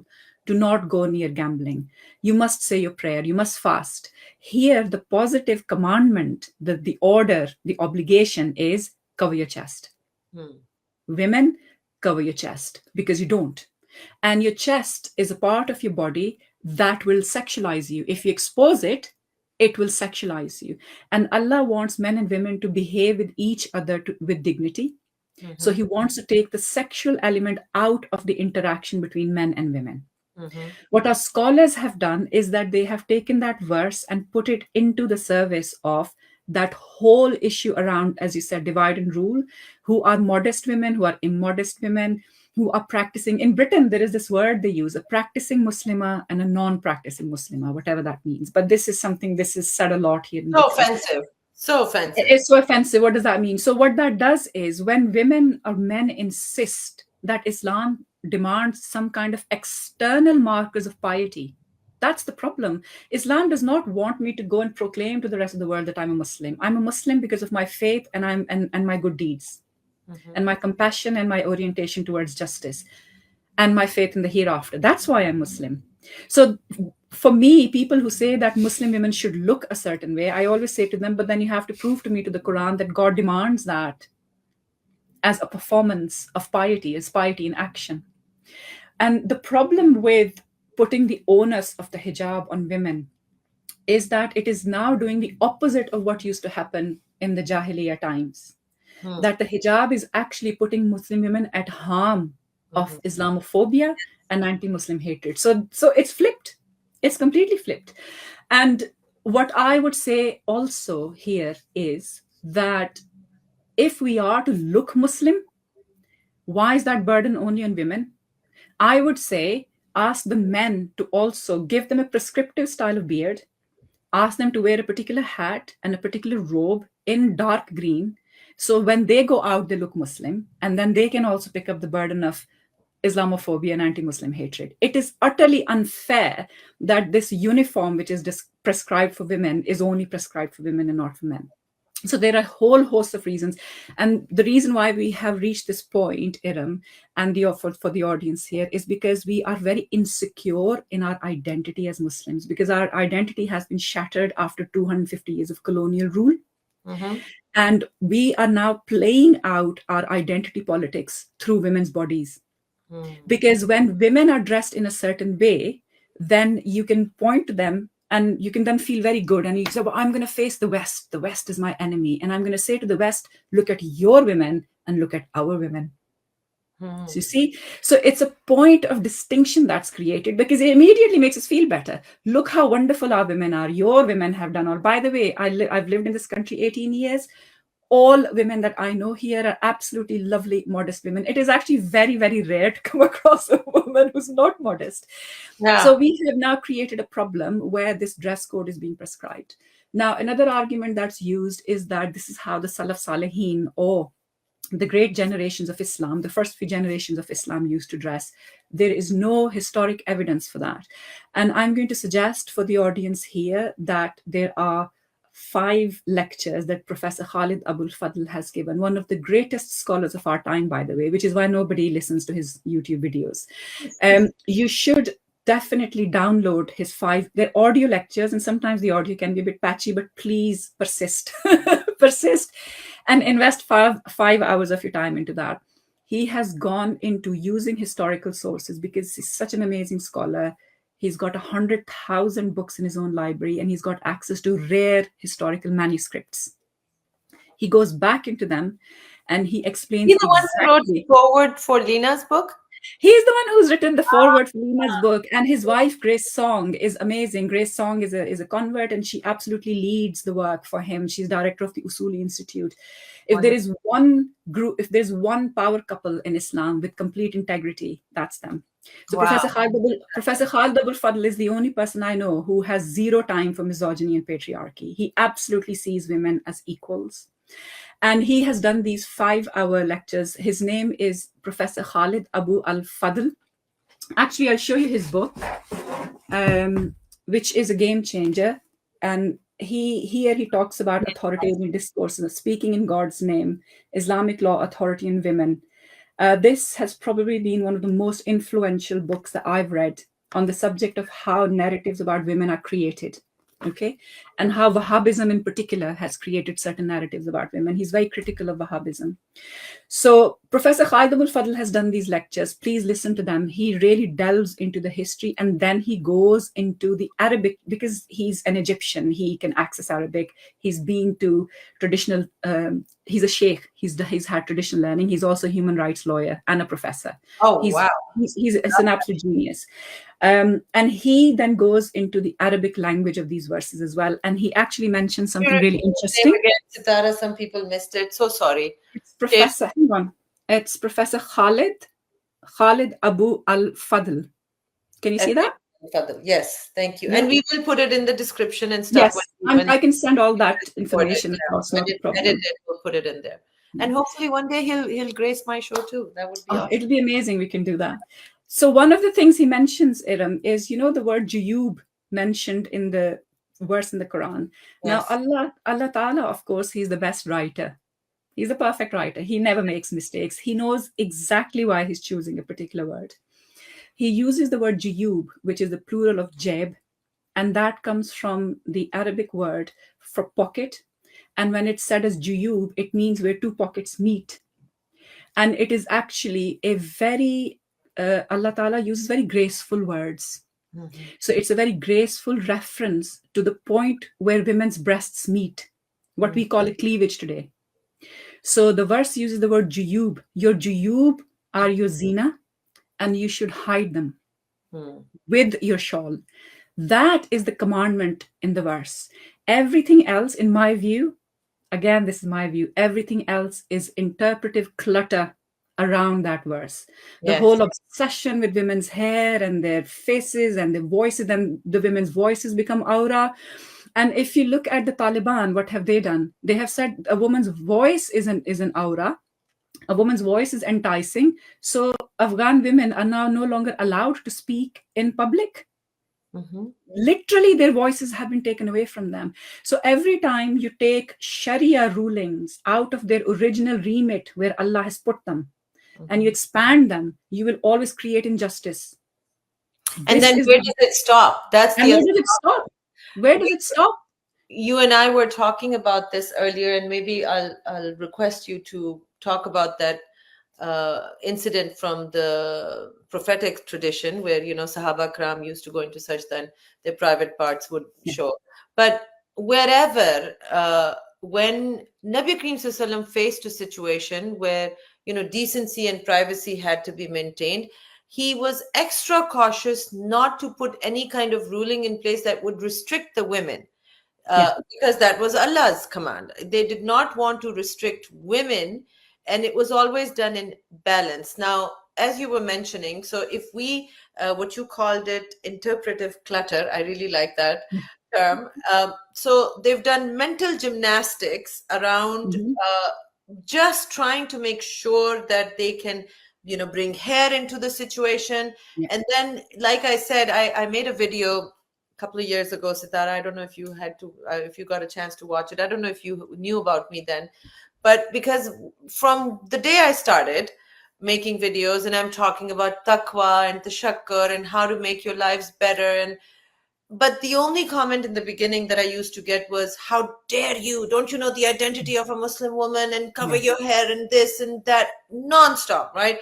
And because I was from Dallas and kind of careless, I would sit, I'm used to sitting, as you know, you're in the West. We're Mhm. taught how to sit cross-legged, like a Mhm. woman should sit, not like a man should sit. So Yeah. I had problems with that too. And then my trousers would ride up a few inches, and oh my Oh God, my God, your ankles.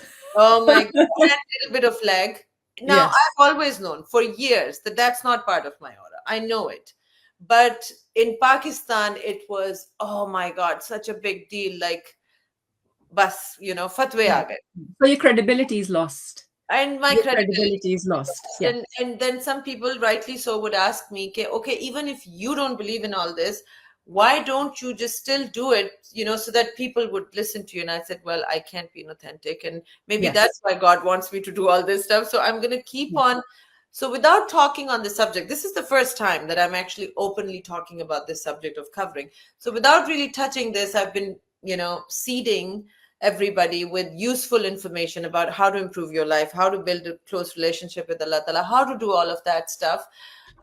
But this is very, very important today, because the video I made last year, I said, okay, fine, I'll listen to you guys. You want me to listen to you because you won't stop, badgering me with this? Okay, I'll listen to you. Here.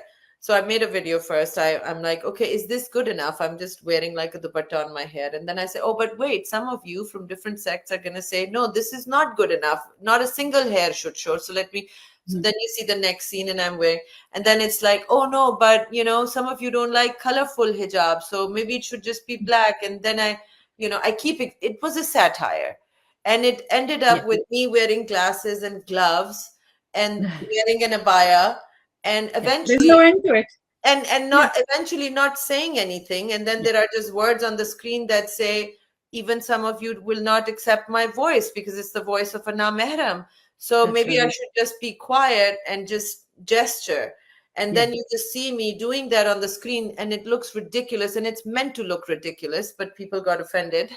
Yeah. and You were subverting. Of course, they got offended. and yeah, and then the words say, but even this is not acceptable for Yeah. some of you, no matter what. So Yeah. let me just, and then the screen goes blank. And what it was, it goes dark. What it was meant to show was that if you follow this line of thinking, you are not being a good Muslimah.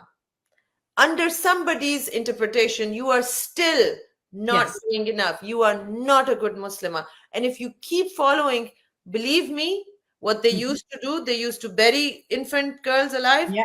That's where they want to see you. They will see you under the ground, and then they're going to be like, ah, beautiful Muslimah. Yeah. Yeah. Not to be seen, not to be heard.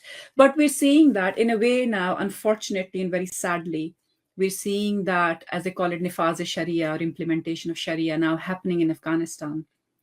And the first thing they did was to take the right of education away from women. Mm-hmm. Then they told them to stay in their homes and abandon their businesses. Then Mm-hmm. they told them to wear that hideous shuttlecock burqa. And now they've said you can no longer take a taxi. A mahram has to be with you, somebody that you know, a family member, and you can no longer speak in public. There is no end to this. It is a slippery slope once you start on it.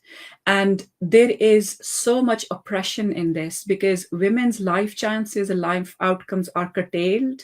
And Yes. what is horrible is that this is done in the name of Islam. Yes. I have absolutely no issues with women wanting to wear a hijab. I wore a hijab for 10 years. Why? Because at that time, this is 2008, 2008 or so, I became convinced that this is what God wanted from me. Mm-hmm. I wore it for 10 years. That's not a short period of time. It took me another 2 to 3 years to do enough research to decide to take it off.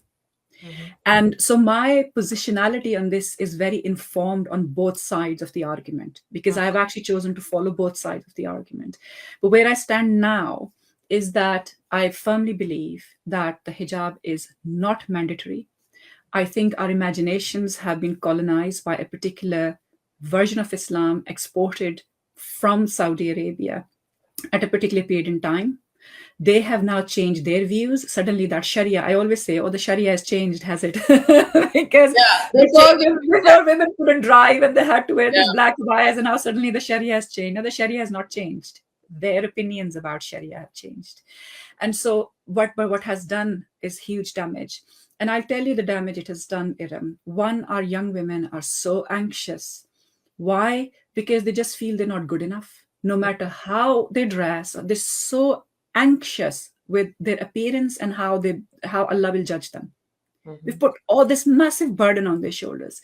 The second thing If is you that wear it's perfume, let me just mention it quickly. There's so many yeah, no's that you cannot do as a woman. If you wear perfume, you're going to hell. If yeah, you look pretty, you're yeah, going to hell. So some of them, even when they start wearing hijab and then they put makeup on, and yeah, now they've got a higher level of anxiety that, oh my God, this is also bad. exactly. If you have a nice voice or you talk nicely, if you smile, I mean, Oh my God, smiling. I'm going to hell, Iram, because I smile all the time. Well, and Sitara, it's the sunnah of the Prophet Sallallahu Alaihi It Wasallam. is. Yeah. Smiling and doing pehel and doing salam is sunnah of the Prophet. So we as women are not allowed to follow the sunnah. We're going to go to hell for that. So there's Yes. so many things. And let's not forget, you have to be always and utterly obedient and grateful to your husband, even if he's an abusive man. And guess what? Majority of women are going to hell because they're ungrateful. Like, so you see all this oppression and rules that women have to follow, and you're constantly scared because it's like, oh my God, if I make this mistake, I'm going to hell. If I make, like, Yeah. I don't even want to get started. Like, I just did a video on somebody in America who got a settlement in her divorce, and then she was approached by her family and her in-laws to say, you're going to hell because what you're getting as part of your divorce settlement was not part of your nikah. It is not the meher that was, first of all, the meher is totally stupid what women agree to today, because if they understood how meher is supposed to be determined, it's a totally different story. Anyway, so she was told she's going to go to hell if she takes even a penny more in her divorce settlement. So I said, you know what? On the day of judgment, you put me in front of Allah Ta'ala. I'm telling you, you're not going to go to hell. You take every penny from your settlement. Don't do Yeah. this. So there's so Absolutely. many Yeah. things that as women we're like, oh. And Yeah. Sitara, It's here's suffocating, isn't it, it? it's Because suffocating. the feeling emotionally, so how do you breathe? But How do you you got breathe to as a also, Muslim woman? because I'm talking about educated women. So this Yeah. woman that I'm talking about is a physician. So she's not an idiot. She's a doctor. So what happens is, and this is something I want to say, I'll take a couple of minutes and then I'm going to let you talk.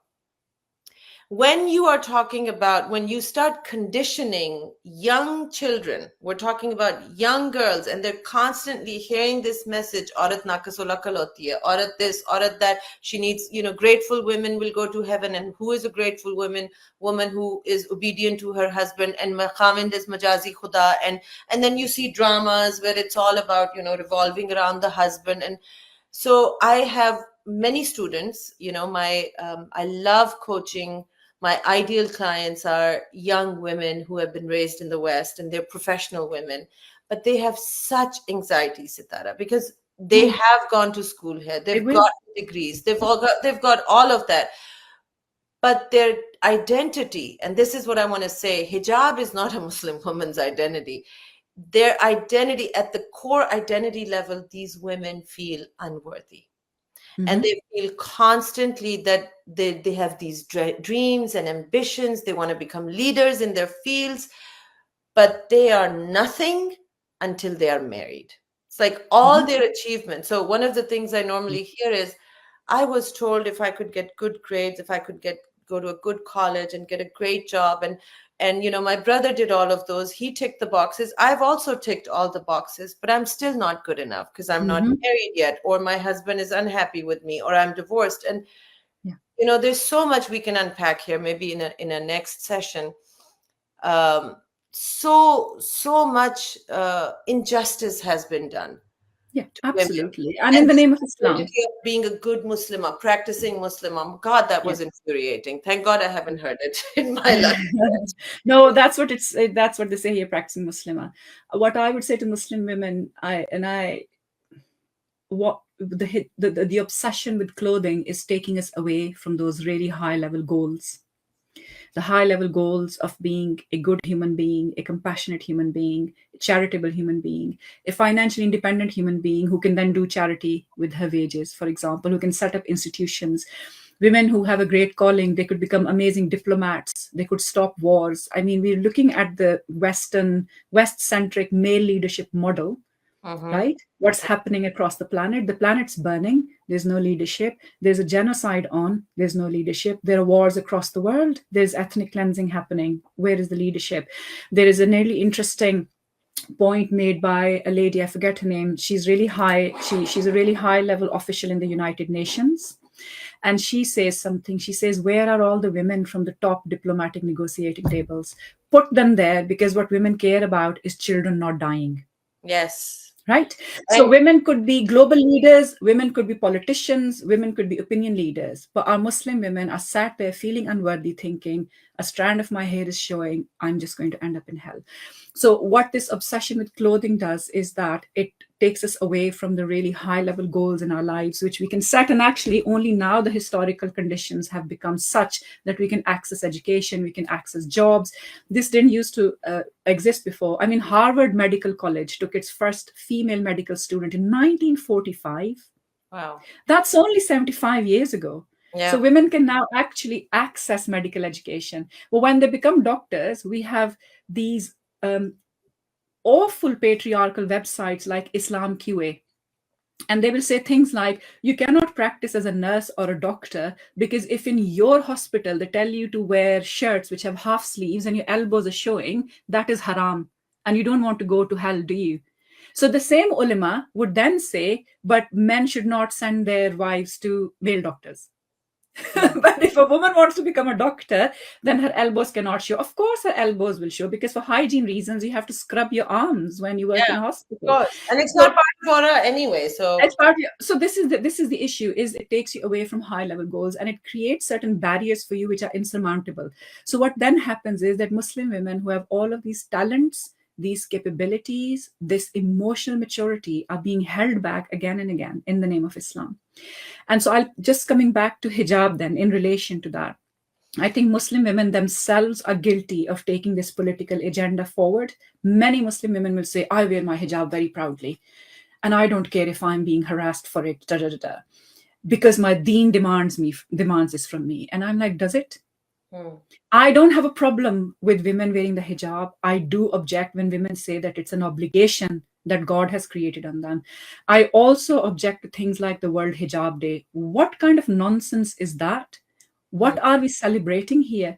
And one of the really cruel things it has done, Eram, is that it has cut off Muslim women from their own culture.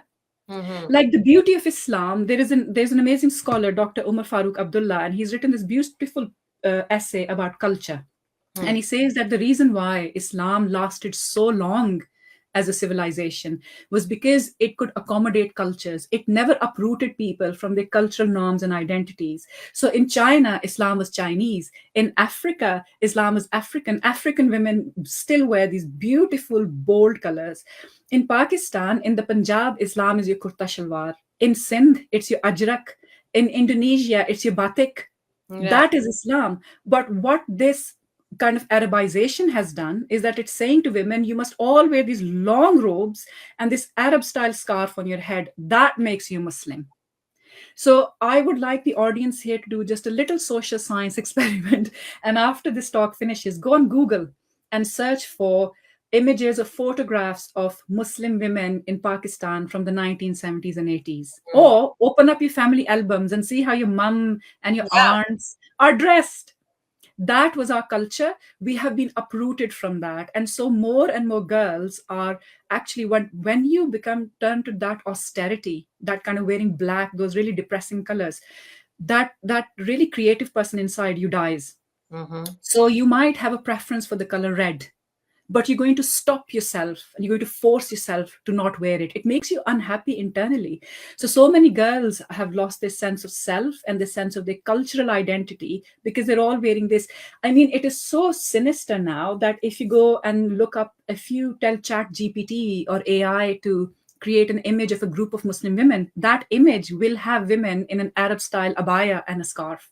Yes. No longer can you see a Pakistani Muslim woman wearing a beautiful embroidered kurta, or as I said, a Sindhi woman wearing an ajrak. Why? Because even AI, as it's taking this data in, thinks that a Muslim woman is an Arab woman, is a woman who looks like an Arab. So that's the identity of a Muslim woman. That is the identity of a Muslim woman. No, be yourself. Just wear what you're comfortable with. The rules of modesty are simple, nice, dignified clothes, loose clothes, cover your chest. That's it. Yeah. And our conduct should be our identity. That's when they use the comments on my page that the identity of a Muslim woman is like, no, I will never let my clothes be my identity. I'm sorry. I would rather have you people look at me and, look at my actions. That needs to be my identity. Absolutely. Another thing, I was thinking about another point. There's so much we can unpack on this one subject. Yes, and that was by making people conform to a certain way of what I call the taqwa costume. And we see that happening in men also, the male scholarship, they all belong to the same country. So it's the taqwa costume. And, Noman Ali Khan, I think, is the one who coined the term, because he keeps bringing people's attention to that no, there is no taqwa costume in Islam. So what that does is so first of all, I get so many comments on this that it's been, so a lot of women are going to feel, because as soon as they start turning towards Islam, they really want to learn about Islam. They want to have a connection with Allah Ta'ala. And they're constantly being told the first thing you need to do as a Muslim woman to prove your love for Allah is to cover. So cover, cover, cover. So as a woman, especially Pakistani women, they're going to understand that, first of all, they're really dependent on men, their husbands. They must appear attractive to the husband. Otherwise, all these other women are potential threats. So now she's taking herself out of that race by covering, but her husband is now surrounded by, still at work and all those other places where women don't cover. So what happens then, and I've seen this a lot of times, is she's going to secretly start hating all those other women that her potential threats for her, but she now sees herself as less attractive and there's not much she can do about it. So she's just going to hate on all those women. So that creates hatred and division. And how is that more taqwa? I have never been able to understand that. So Sitara, what I would love to do, if also self-righteousness. Self-righteousness, holier than thou, which is we are not allowed to. Yeah, and I think that happens. When your piety is externalized, it happens to male scholars as well, who externalize their piety through their robes and their hats and everything. And the same process happens for women when you externalize, not all women, but to some women. I can speak for myself that when I was wearing the hijab, I was incredibly judgmental about other women who were not, because I was telling myself, well, if I can put myself through this and this hardship, because you see, it was against my nature. So I had to suppress myself. So if I can do that, if my faith is strong enough for me to do that, why can't that woman? And so you become judgmental. And that also, going back to the point you made, it divides us. So rather than us working collaboratively, we're all sat in our rooms judging each other on our clothes. Whereas we could actually have higher level shared goals. Let's change the world, I would say. But rather than changing the world, we're worried about how we look. So that's kind of, there's just one very brief point I want to make, and I think that's something we can build on in a later session. I'm conscious that we've spoken for a period of time, is the Quran's mention of the gaze. Yes. Now, the gaze is incredibly important, and the Quran mentions it for both men and women. The first thing it does by mentioning the gaze is that it's telling us that both men and women can look at each other in a sexual manner. Both men and women. Women are sexual beings and men are sexual beings. They're both capable of doing that. Therefore, both have been commanded to lower their gaze. The second thing is, if the Quran says that you must lower your gaze, then the hikmah behind it is that the Quran is saying that between your thought and your action, there's a choice. Yeah. So you look at a person, and after looking at that person, you find them attractive. And then your next thought is to look at them sexually or to imagine something about them. The Quran is saying that is where you stop, which then means that human beings are capable of doing that, right? Yes, of course. Okay. But what do our scholars do? Our scholars objectify and dehumanize and demean both men and women. Now, men don't understand this, but in our scholars' conception of hijab, the way it's now told us, men are seen as animals. Exactly. Driven by their base instinct. I don't know if anybody's ever seen that photo that was doing the rounds on the internet about 6 or 7 years ago, where there was an unwrapped lollipop and there were flies stuck to it. And there were scholars saying, oh, look at this amazing image. This explains the beauty of the hijab. If a woman is an unwrapped lollipop, of course she's going to attract flies. And I'm sat here thinking, okay, so you're saying that men are flies? That they're disgusting base animals, that they can't control their instincts. Men are lovely, lovely people. And most men around us are very, very decent people. So many men are allies of women fighting oppression, right? And human beings are not driven by the base instincts because Allah has created us with dignity and He's given us a sense of right and wrong. Now, what our scholars do is when they invoke the doctrine of fitna, a woman is a fitna. She is so tempting that a man can't help himself. Oh my God, he turns into this animal. No, he doesn't. He chooses. He chooses to behave in a certain way. And so this point about the gaze, I sometimes think that I could actually write a book about it, but this point about the gaze is so powerful because it's reminding us that we have the choice not to leer at people, not to look at them in a perverted way, not to wolf whistle at them, not to catcall them, not to make a point on their appearance. We can choose to look away and control our thought before it becomes sexual. But our scholars don't do that. So what they say to women is, and by the way, they also mess up then the thing the Quran says that every soul shall bear the burden of its own deeds. Now, if a woman is tempting, she's like a lollipop, then it's now her responsibility to protect the iman of men. Why?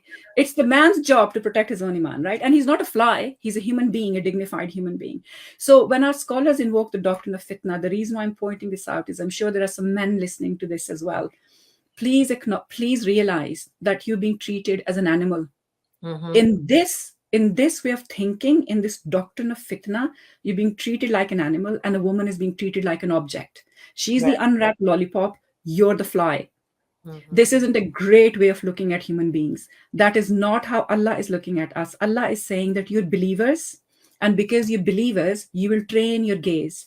Now, the other problem with putting the onus on women and telling them to cover up is that in our households now, we have stopped training men. We have stopped training their gaze.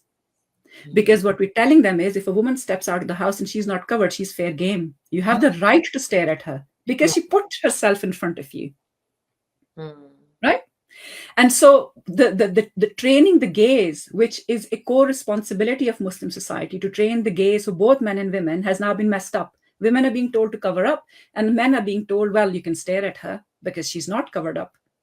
And so the onus is now then shifted on the woman to protect a man's iman, and a man's reduced to an animal and he's told not to train his gaze. Whereas when I was growing up, we were told in our house, my brother was told, do not look at women in a bad way. There's somebody's daughter, there's somebody's wife, there's somebody's sister.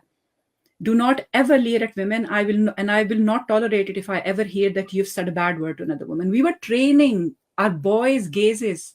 I have done that with my sons to train the gaze, right? Yeah, so we're not doing that anymore for men. Yeah, and there's something to be said when it's not just training the gazes. When you start doing that at a young age with boys, there's, your brain is still developing. It is teaching you discipline. It is teaching you respect for another human being. It is teaching you respect for women. So when you don't train the men, you actually are training them to be animals. And that's Yes. what we see in Pakistan, because Yeah. no woman is safe from a lot of these men in Pakistan, whether you're even wearing a burqa. No, You're you're not. And even online, Iram, the amount of abuse we get online.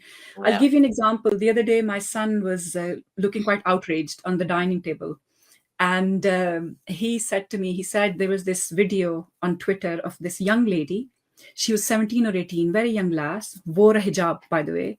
And she had raised £20,000 or something for Palestine.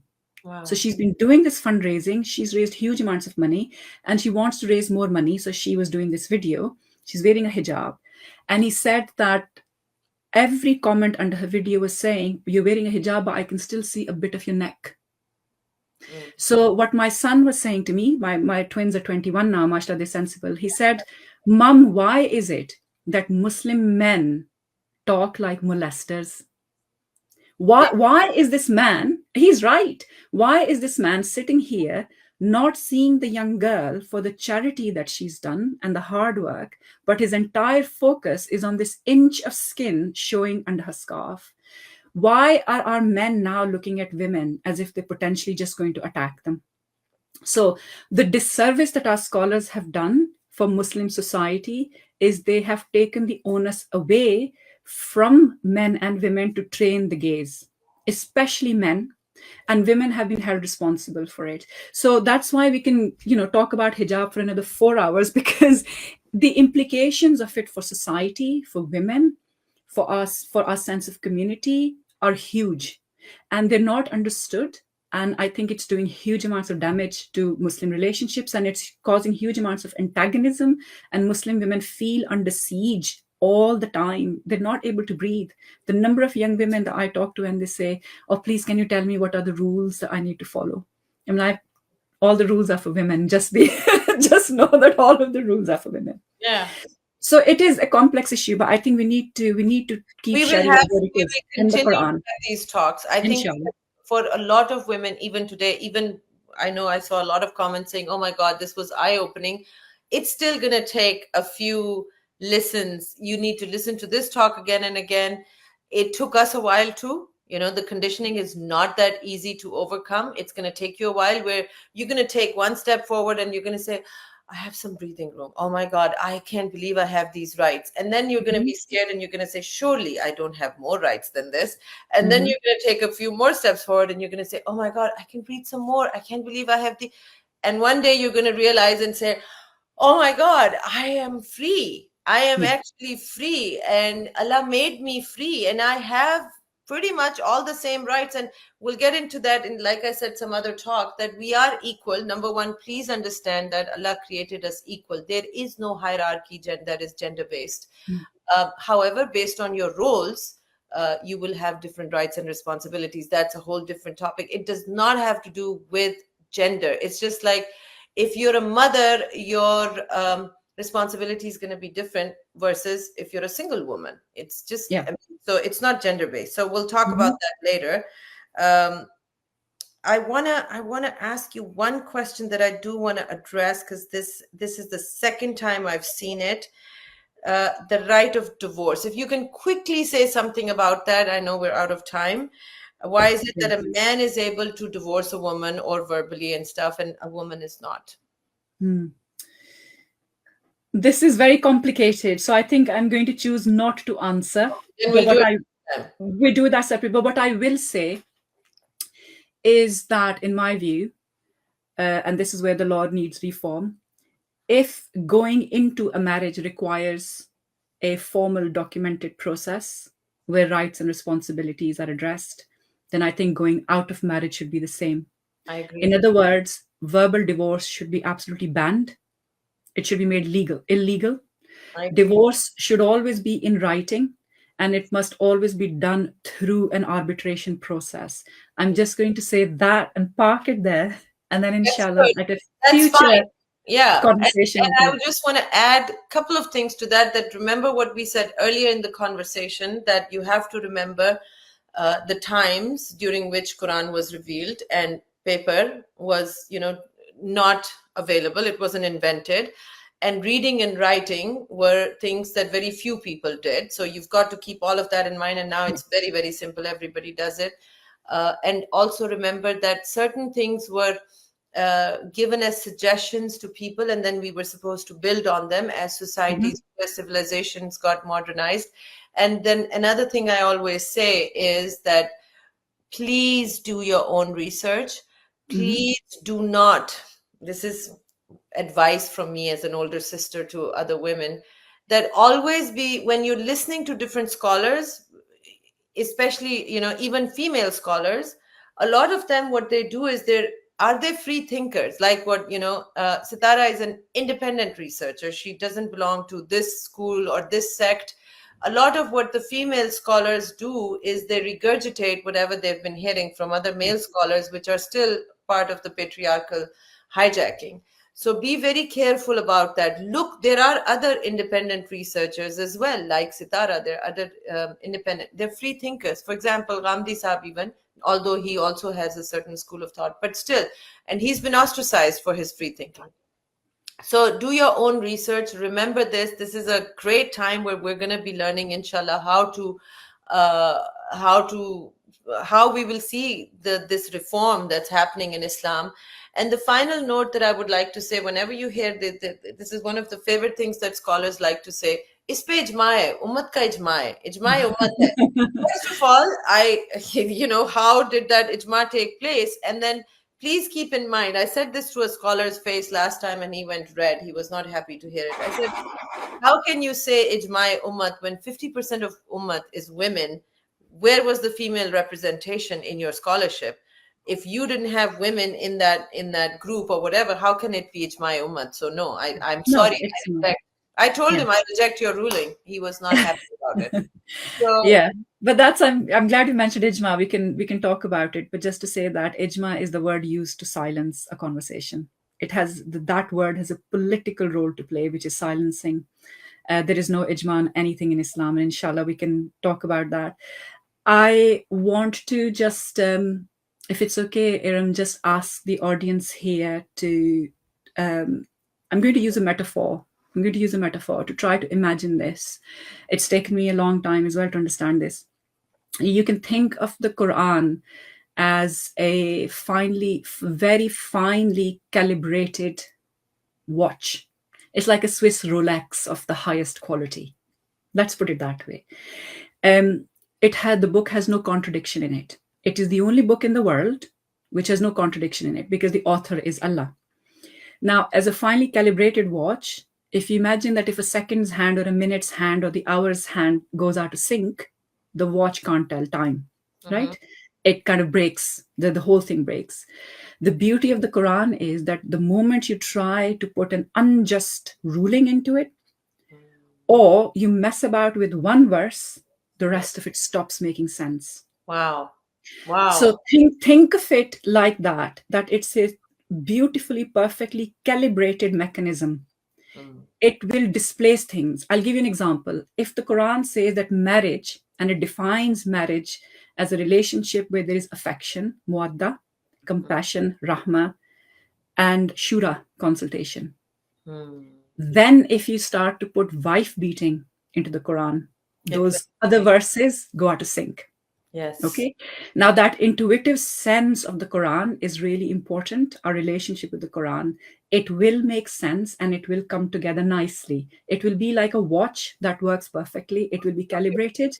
If you mess around with the seconds hand or the minutes hand, it will just go into this chaos. And remember, it can't, because it's a book without contradiction. So the Quran cannot contradict itself by, on one hand, giving dignity to human beings, and on the other hand, saying you can hit your wife. So it's about what assumptions we make when we approach the Quran, and that affects how we understand the Quran. So I'm just going to leave it at that thought. It's so beautiful.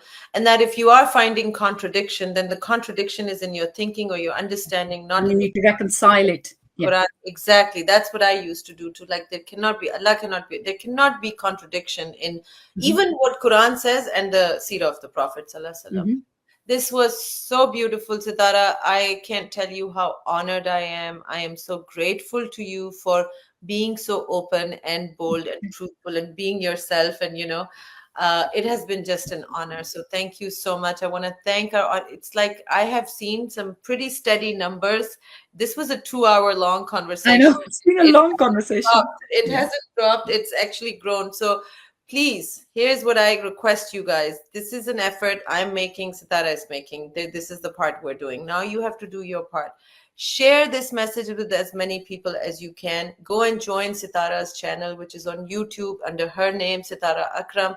Watch the videos she has already made, and we're going to request her to make more videos.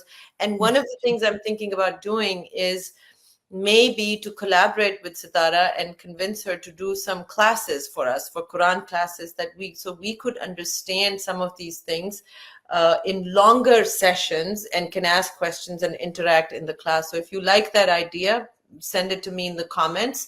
And if there are enough yeses, then we will try to convince Sitara to do this for us, because she already teaches. Somehow find time.